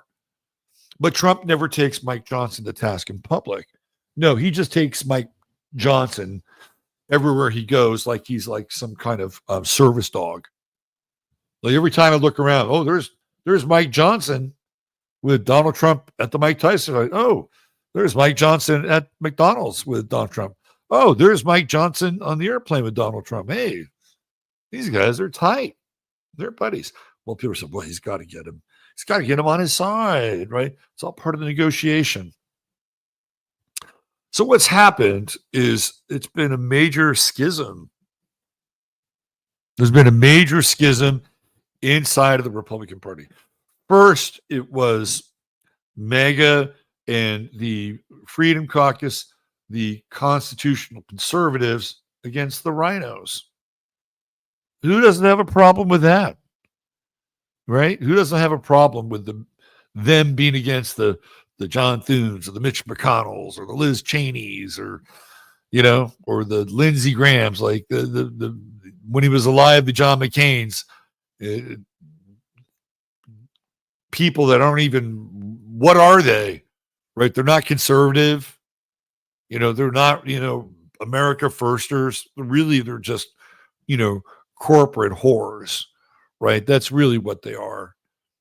They're just Republican in name only. But not even, people didn't have a problem with that, right? But now there's another sort of quartering that's taking place, right?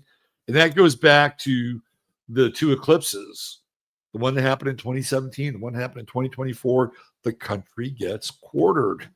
So you see this now. For a while, it was the half. Like, hey, you motherfuckers, rhinos, right? We're drawing a line here. Well, now that half has been halved again. So that's a quarter. Or people say, well, that's a third, right? But really, it went from a whole to a half, right? And then it became another half of that.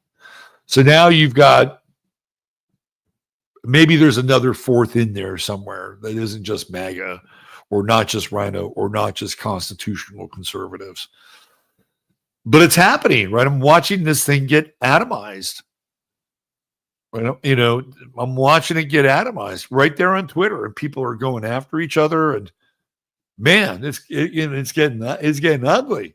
Then I watched this guy Bryson Gray get into a fist fight with some guy named something Patriot at their little Amfest thing in the parking lot. I'm like, there it is. This is what's going on. You know, we're seeing these people who should be working together, duking it out, right? And I'm not a huge fan of the calling out of public servants the way that especially public servants who I don't think really deserve it. So let's take a look at this with Trump's chart. So Mars is going to retrograde, right? Now remember, Cancer is a conservative sign, right? Theoretically, you would think that Trump, with all these Cancerian planets, would be fiscally conservative. No, he's not. He is not, right? When you look at the money situation in Trump's chart, he's got Neptune in the second house, and he's got Jupiter down here in the second house. And Neptune in the second house is the money's just flowing. It's just flowing. It's in, it's out, it's in, it's out, right? There's some truth to that, by the way, with Neptune in the second house. And if you have it there, that's how you really should look at your finances and resources. It's in, it's out, it's in, it's out. Give thanks when you have it, give thanks when you don't, right? Be charitable when you have it. Somebody might be charitable when you don't. That's Neptune.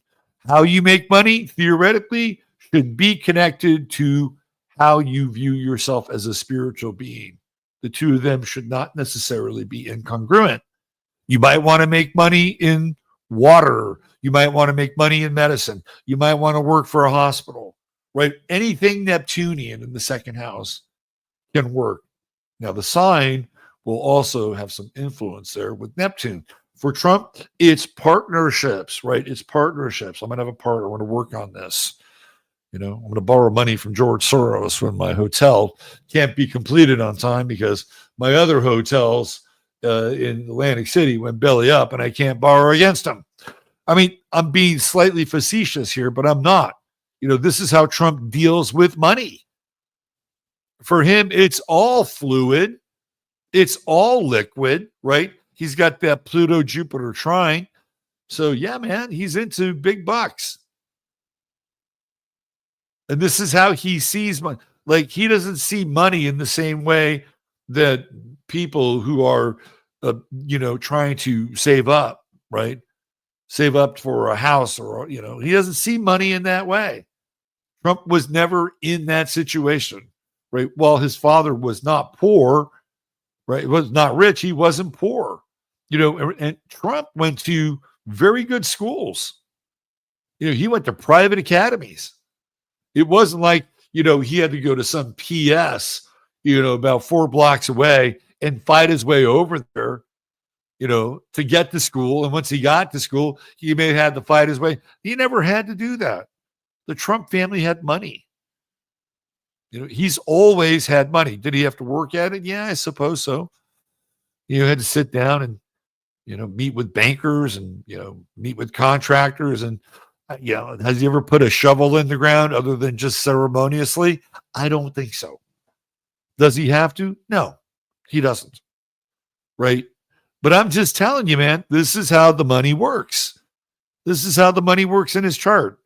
Let it flow, baby. Let it flow. Right? And meanwhile, up here, you would think this message to the American people is conservative. Look at Joe Biden. Look at what did he call him? Whatever, Crazy Joe. Right? Look how much they're spending. They're spending this here. They're spending this. Like, look, when Trump was president, that motherfucker spent. He spent like a sailor, on shore leave, and especially with COVID. And Trump has always been that way, right? He's always been that way. Trump has always been a big spender, right? He has been a huge fan of liquidity, right? You borrow money to earn money, you lose money, you borrow money to pay it back. Like, he's the guy that gets to go to the cashier in Vegas and say, hey, can I get credit for another $100,000? Sure, you're good for it.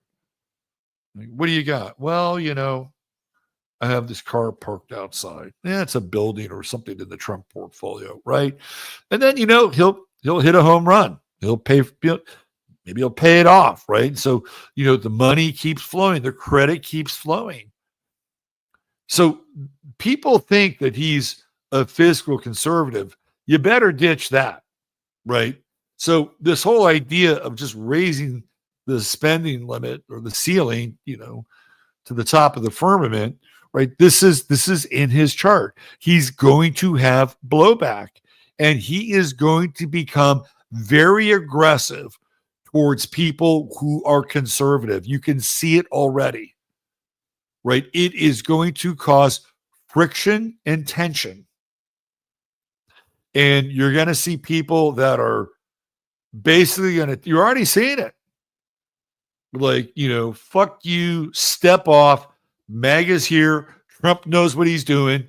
You're nothing but a paperweight. You're no better than a progressive who would vote against this bill. Like, this is how this thing is getting atomized, right? Jupiter is right on Trump's Uranus. Makes it bigger. What does Uranus do? Right? Uranus is disruptive. What does Jupiter do? It segments. Gemini segments. It puts things into segmentation, right? So this Mars transit through Trump's 11th house, I don't think he's a guy that gives a shit about enemies. He's got plenty of them. Mars on the ascendant in Leo, he's not afraid of agitating people. But I feel like this could work against Trump, right? As Mars retrogrades and comes back here and, sits on his Venus, which squares Jupiter, right? It doesn't go as far back as hitting his Mercury, but it will sit on his Saturn, and that will square Jupiter as well, right? So it's mostly going to be about spending. It's mostly going to be about negotiation and deals. And he's going to put a lot of pressure on these conservative Congress people, a lot of pressure. And in so doing, he's going to put a lot of pressure on the people that are in those districts and who actually there are people that like Thomas Massie. I'm not in his district. I like Thomas Massie. I like what he stands for, right? So there's going to be immense amount of pressure on the conservatives that theoretically have elected Donald Trump. It is coming. Does he give a shit? Probably not. Right? The biggest moment here is when Mars stations at 17 degrees, which puts it in an exact square with Jupiter. And that's going to be a very, very interesting square. And by the way, Trump theoretically will be in office by when that happens. Let's take a look at that. Let's get specific.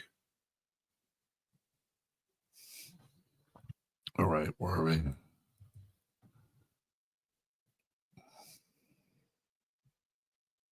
Okay. All right, when does this whole Mars retrograde thing sort itself out? Okay, so Mars stations at 1 degree, right? It's at 1 degree, 17 degrees, 1 minute. Can't see the chart. I'm not, you don't need to see the chart. I'm just looking at it. 17 degrees, 1 minute. I'm just looking at it, right? I'm just telling you. It's the 24th of February, which is a Monday. Circle that day, right? In fact, if you wanted to, you could go back even further. February 12th, Mars 1757, right? But it's that station point right around the 23rd of February. That is a tricky, tricky time for Trump. Right there. It's not just Trump, right? Like he's challenging people. He's challenging people about spending, about money, right? About where to appropriate things. And, Mars is kicking up a dust storm in his 11th house. The degree that I'm probably I wouldn't say the most, like, am I concerned about Trump? I'm not, no. Donald Trump can take care of himself. But this Mars conjunction with Saturn for Trump at 23 degrees, that's in the retrograde mode. And that's pretty intense, right? So we're talking the 22nd of January. 2 days after, right? 2 days after he gets inaugurated. So we can just say the 20th of January, right? That Mars is going to be, let me just do this right here. Give me 1 second. That Mars is going to be right, let me give you right here. Okay. Here you go. Mars right here. Here's Mars right there. Right. There's Saturn right there. 23 degrees. That is right around the day of the inauguration. Huh. Let's look at this. Let's do this. We're going to go here. I'll show you guys how to do this with AstroDeans. All right. So let's go into the future. We're going to go to 2025. Right. And we're going to go into January. And let's just put it right on the inauguration right there. Okay. So what we're going to do is we're going to see where the transits are for that day, right? It's a little trick right here. Right there. So you can see Mars. There it is, right? Transiting Mars. It's at 24 degrees retrograde, right? So it's right there, just on the cusp, right on the cusp. It's almost right on top of the Saturn, right? This is inauguration day. So it's squaring Jupiter.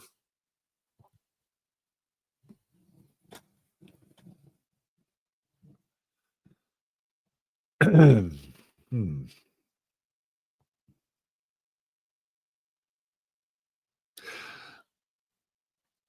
don't think this is great. Now, you could say or make a case that with Mars retrograding over his Saturn, it's a reclamation of power, right? It's like, here I am, I'm getting it back again because I'm president now. Right? So Mars retrograding over his Saturn, I'm getting it back again. And of course, it goes to 17 degrees stations, right? And it's in a full square with the Jupiter. Then it moves forward again, and then it hits Saturn again one more time, right? So he's going to have Mars go over his Saturn 2 times. The second time, Mars goes over his Saturn, which is at 23 degrees.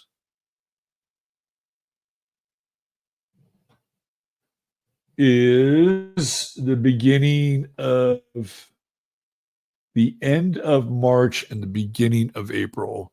So that would be the second conjunction of Mars on his Saturn. You know, for anybody else, that'd be a hell of a conjunction, right? But you know, this is Donald Trump. So on the one hand, it could be this idea of a reclamation of power. Mars moves forward, right? And on March 31st, April 1st, right? It's back here on top of Saturn. And it's like, okay, I'm ready to go, right? Now, keep in mind that Mars keeps moving forward and will eventually catch up and hit Pluto in his chart. And that is a major conjunction, right? So Trump has his Pluto at 10 degrees Leo. So Mars will be at 10 degrees Leo on the 11th of May, 311. Woo. Or no, 511.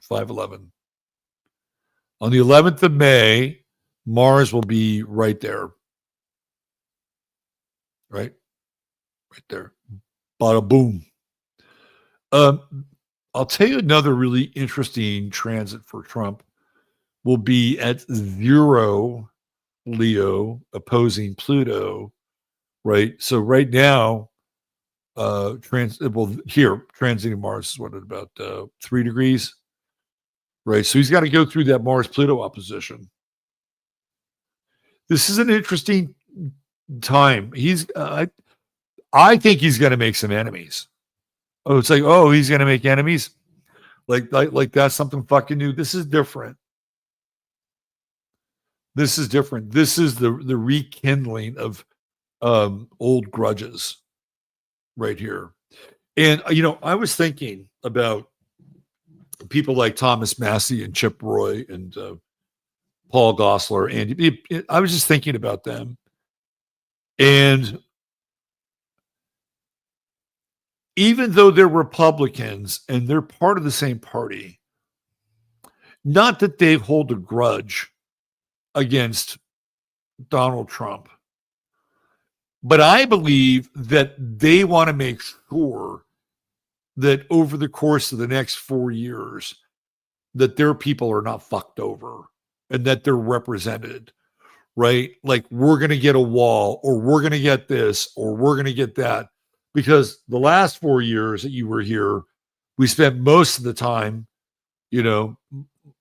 playing defense and, kind of trying to clean up your mess and going back home to our constituents and telling them, well, this is happening and this is happening, and we can't do this because the Democrats they don't want to do that. I can tell you that right now. They don't want to do that, right? They want to be able to go back to where they are representing their people and say, we got you some wins, right? And I don't think they got a lot of wins during Trump from 2016 to 2020. So is there a grudge or a vendetta? No, I don't think so. But I do think that they want to hold his feet to the fire and say, look, you better play ball. You better play a little ball with us because we campaigned for you, right? And you basically said that we are going to get out of these wars. We're going to do this. We're going to deport these people, right? Like, Donald Trump talks a lot of shit. He talks a lot of shit. He's got a Mercury-Jupiter square. He's got a Mercury-Neptune square. Come on. The guy talks a lot of shit. And he promises a lot of things, right? It's like he's gonna overpromise all the time. And you people who know astrology, you look at that, you know exactly what I'm talking about. Now, sometimes he'll tell you it's awesome, it's great, right? The power of positive thinking, Norman Vincent Peale, fantastic. He's good at that too. But this time, right now, with Mars retrograde going into his 11th house, hitting these planets, the people who campaigned for him, who stuck their neck out for him, and Donald Trump, who said certain things along the campaign path, right? We're going to deport them all from day one. Like the man who has brought the ultra promise to the ultra promises to the American people. Guess what? There are people who are going to make him accountable for those things. And it's not Vivek Ramaswamy and it's not Elon Musk, right? It's those 38 people who basically said, you got to deal with us because we have stood by you, right? We have stood by you and we have sold you to our people.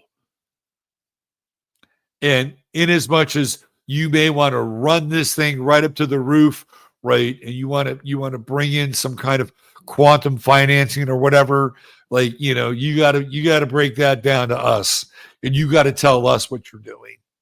We need to understand if you're going to cloward pivot in this fucking thing and crash it and crash the Federal Reserve along the way and rebuild the monetary system in a way that might actually be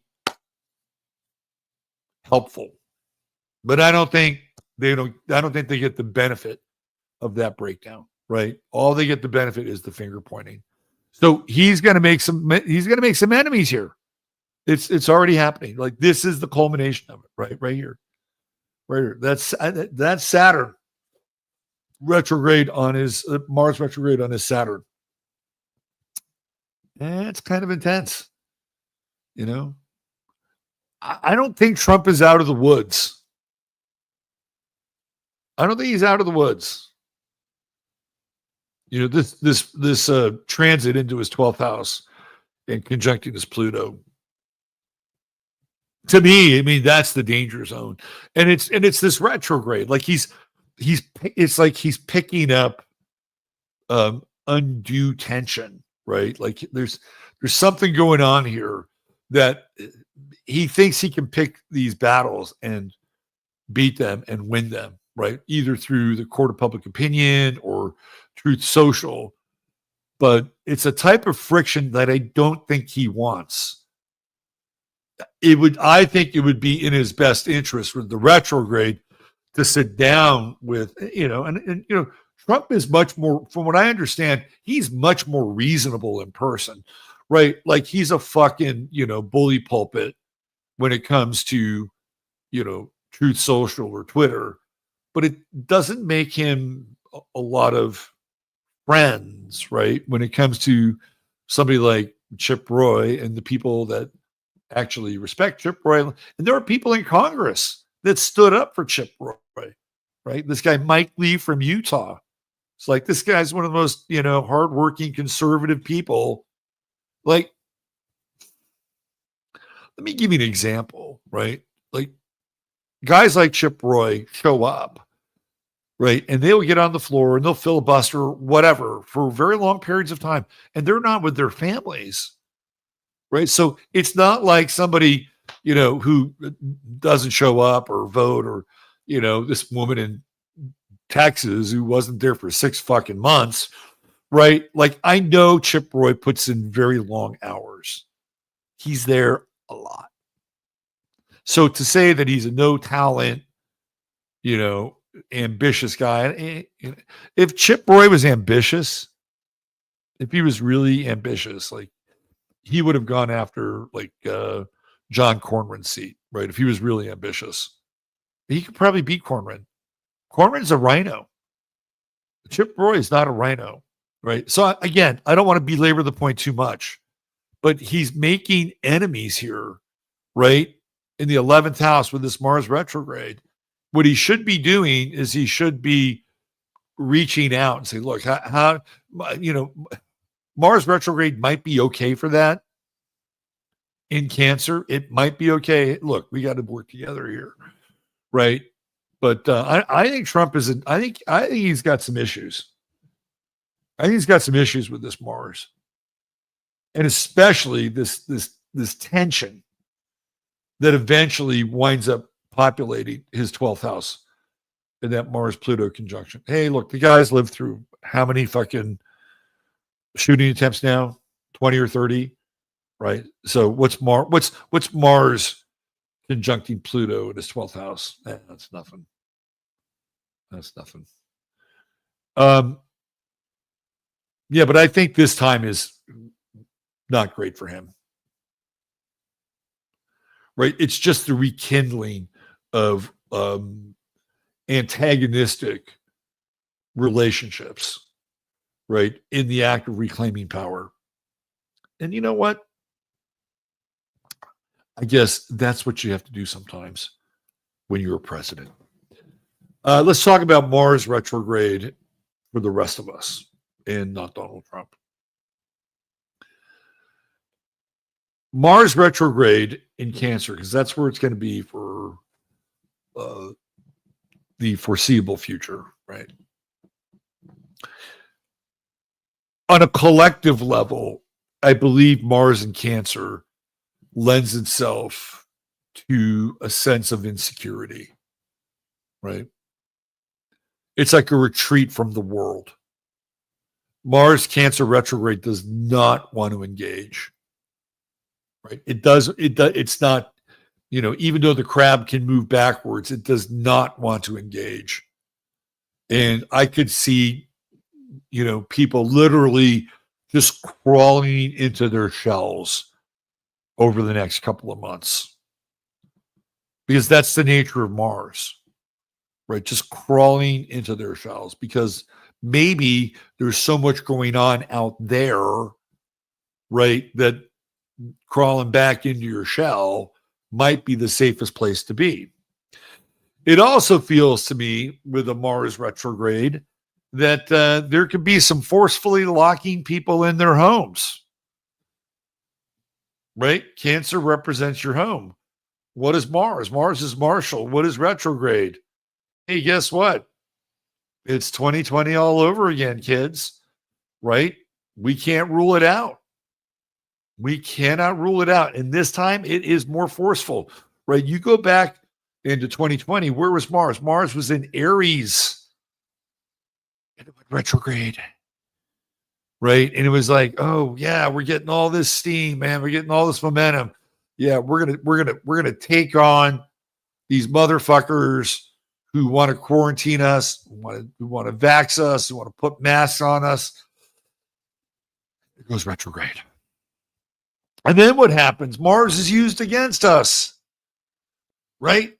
We had this guy named George Floyd, and Mars goes in the other direction. Oh, we were using this damn Mars.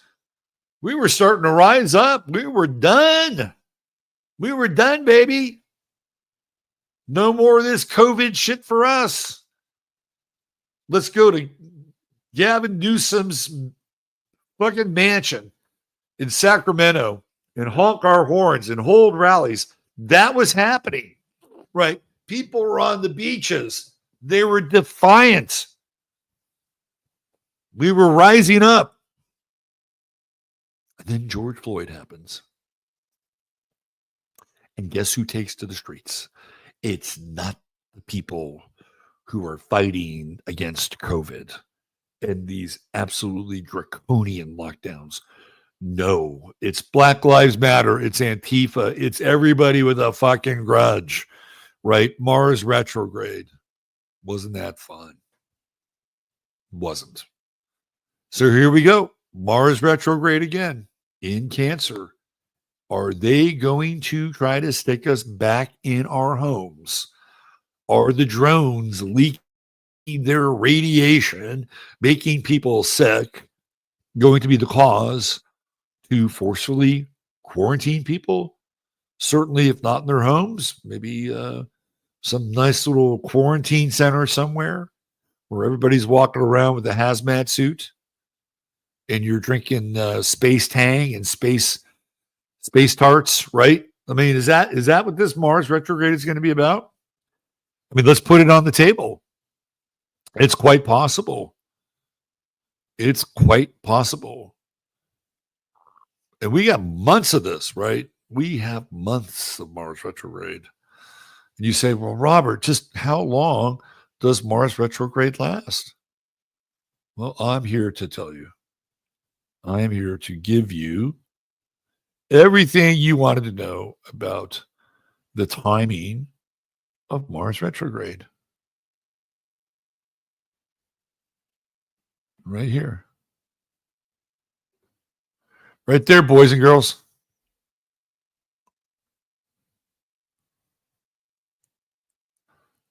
Why don't we just start off at the beginning of the year, because we're almost there. Mars is in Leo retrograde at 1 degree. Right here on the 4th and the 5th, the 6th, right there. What's Mars doing? It's opposing Pluto. Let me tell you, if you want to put some dates on your calendar, right there, those 4 dates, Mars, even Pluto, 1 degree, man. Mars will be opposing Pluto even before that. Shit, man. That's going to be some December timetable. Let's look at that.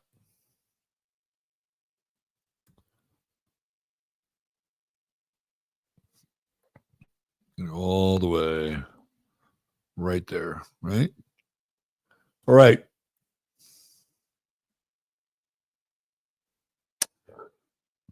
Pluto, we got Mars at 2, Pluto at 1. Yeah, so it's actually going to be January 1st. Bada bing, 1 to 1. That's the day. The new year starts off with a bang, doesn't it? With this Mars-Pluto opposition. The true node is at 0 Aries. The most potent degree of the true node. Look at that right there. Right there. So this is a biggie, right? Now we go into Cancer on January 7th, and Mars stays retrograde. So we get to that magical 17th degree, the 24th of February. So we back it up right here. Right? The 6th of January to the 27th of February. That's nearly 2 months of Mars retrograding Cancer. Then we finally move forward 17 degrees. Station. Remember, this is all right here squaring Trump's Jupiter. All squaring Trump's Jupiter. Feels like overreach. Feels like overreach. There's that long station with Mars. So then we get into Mars at 18, and we finally get it into Leo. Finally. Right? Right? Where are we now? We're about, what, 3, Leo? April 27th is where Mars returns to where it is today. Right there. Let's say it's probably right, where is it? Right there. April 27th.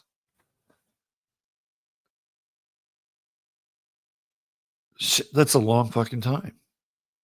That is a long time. So what are we, the 22nd of December?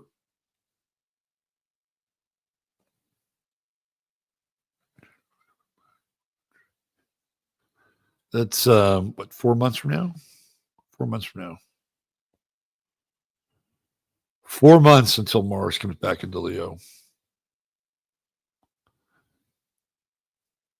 It's going to be a different world. I'm telling you right now, man, when Mars comes back into Leo, it is going to be a different world.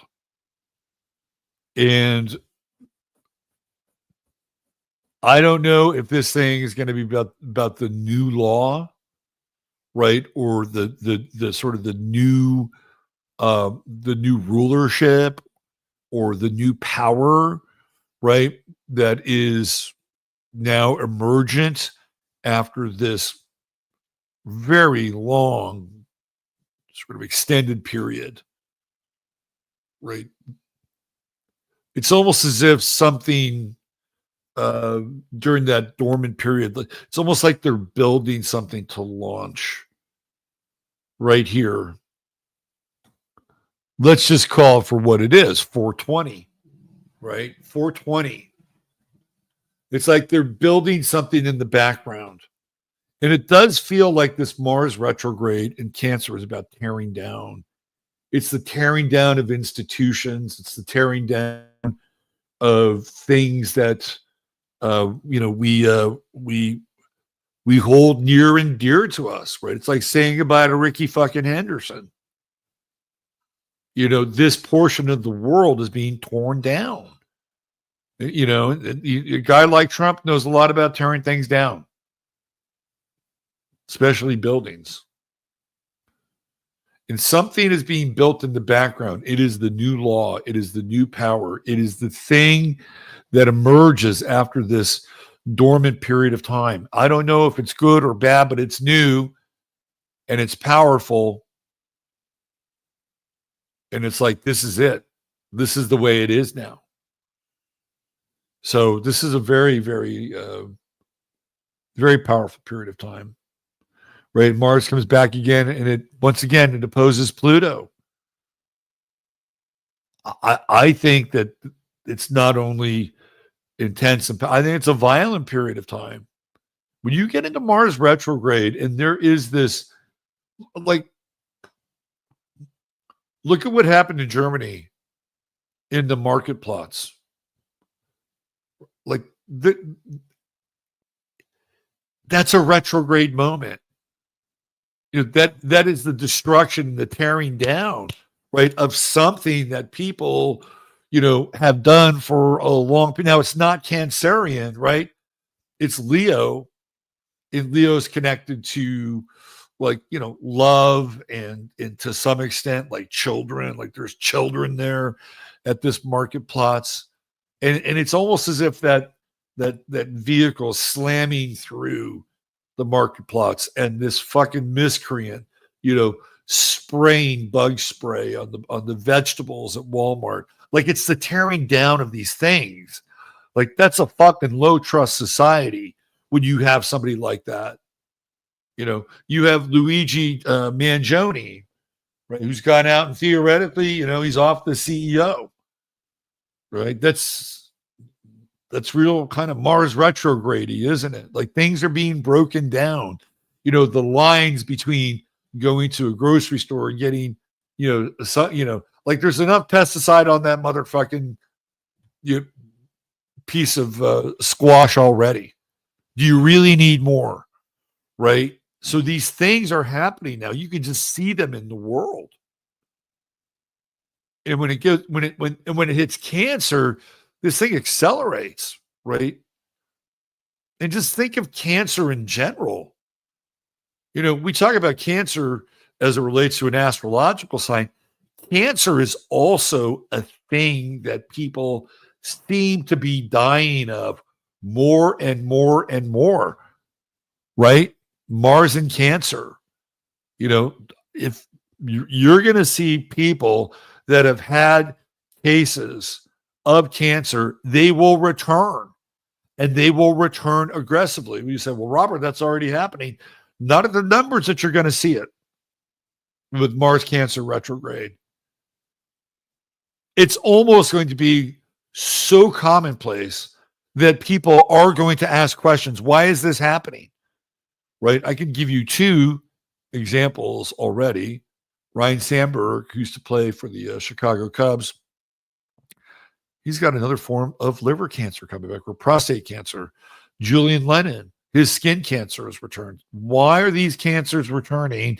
I think we know the answer to that, and we're going to see more, right? And it's people that have beat it, overcome it. Oh, here it comes again. Why is this happening? Right? So I'm not a huge fan of this Mars and Cancer transition. I think the thing that you can do is you can practice some resilience. Hang in there. Dig in.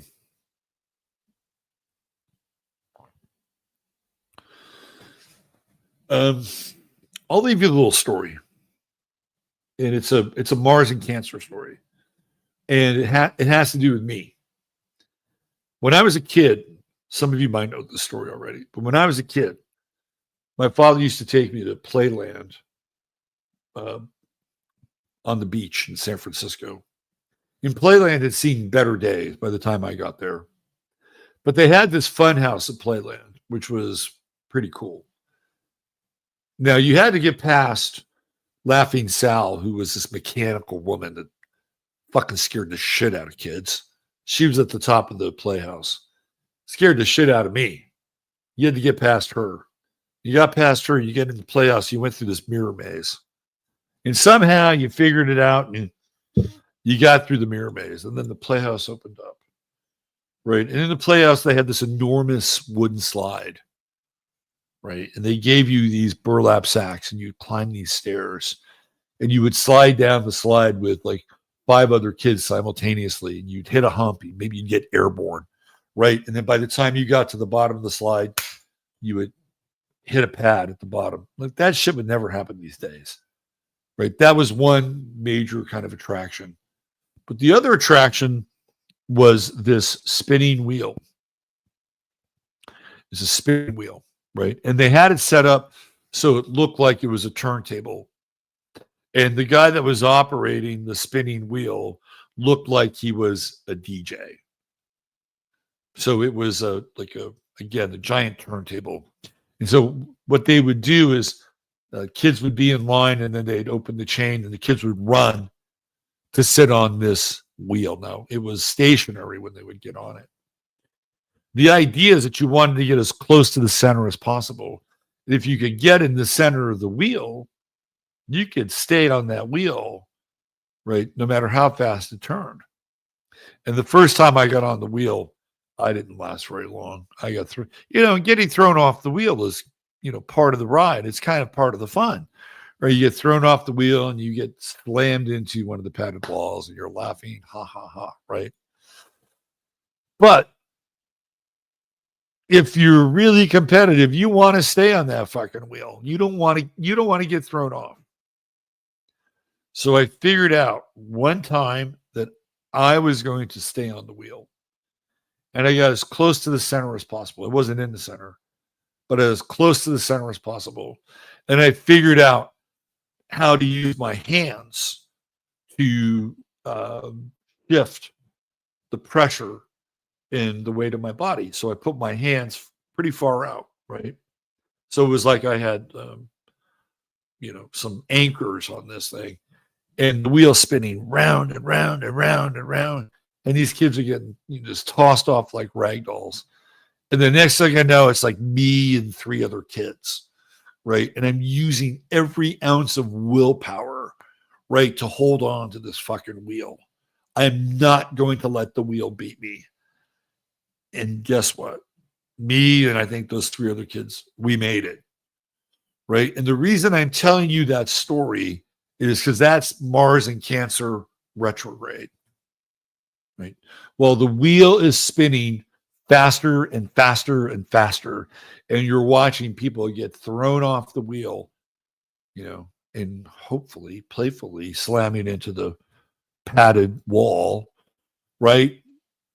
You, by using every ounce of strength you have, digging in and being determined, that's Mars Cancer retrograde. They will not knock you off your center. They will not knock you off your wheel. You will dig in, you will get through, and you will survive. It is tenacious. My grandmother on my mother's side was a Cancer. She was the most tenacious, crabbiest person I've ever met. All 5'3" of her. Right. So Mars is our Cancer, the crab. It's our spirit animal for the next few months. Get used to hanging on. Get used to digging in. Get used to not letting people knock you off your center. All right. That does it. Does it for the evening. Thanks for being here. If you're interested in reading, go to my website, robertphoenix.com, and you can get one. What else? Anything else? I think that's it. I'm not going to be doing another show until when? My actual next show will not be until the 5th of January. How about that? How about them apples? You won't be seeing me doing this until the 5th of January. So I'm taking some time off. And you can still get readings, and I'm still accessible. So this will be it until next year.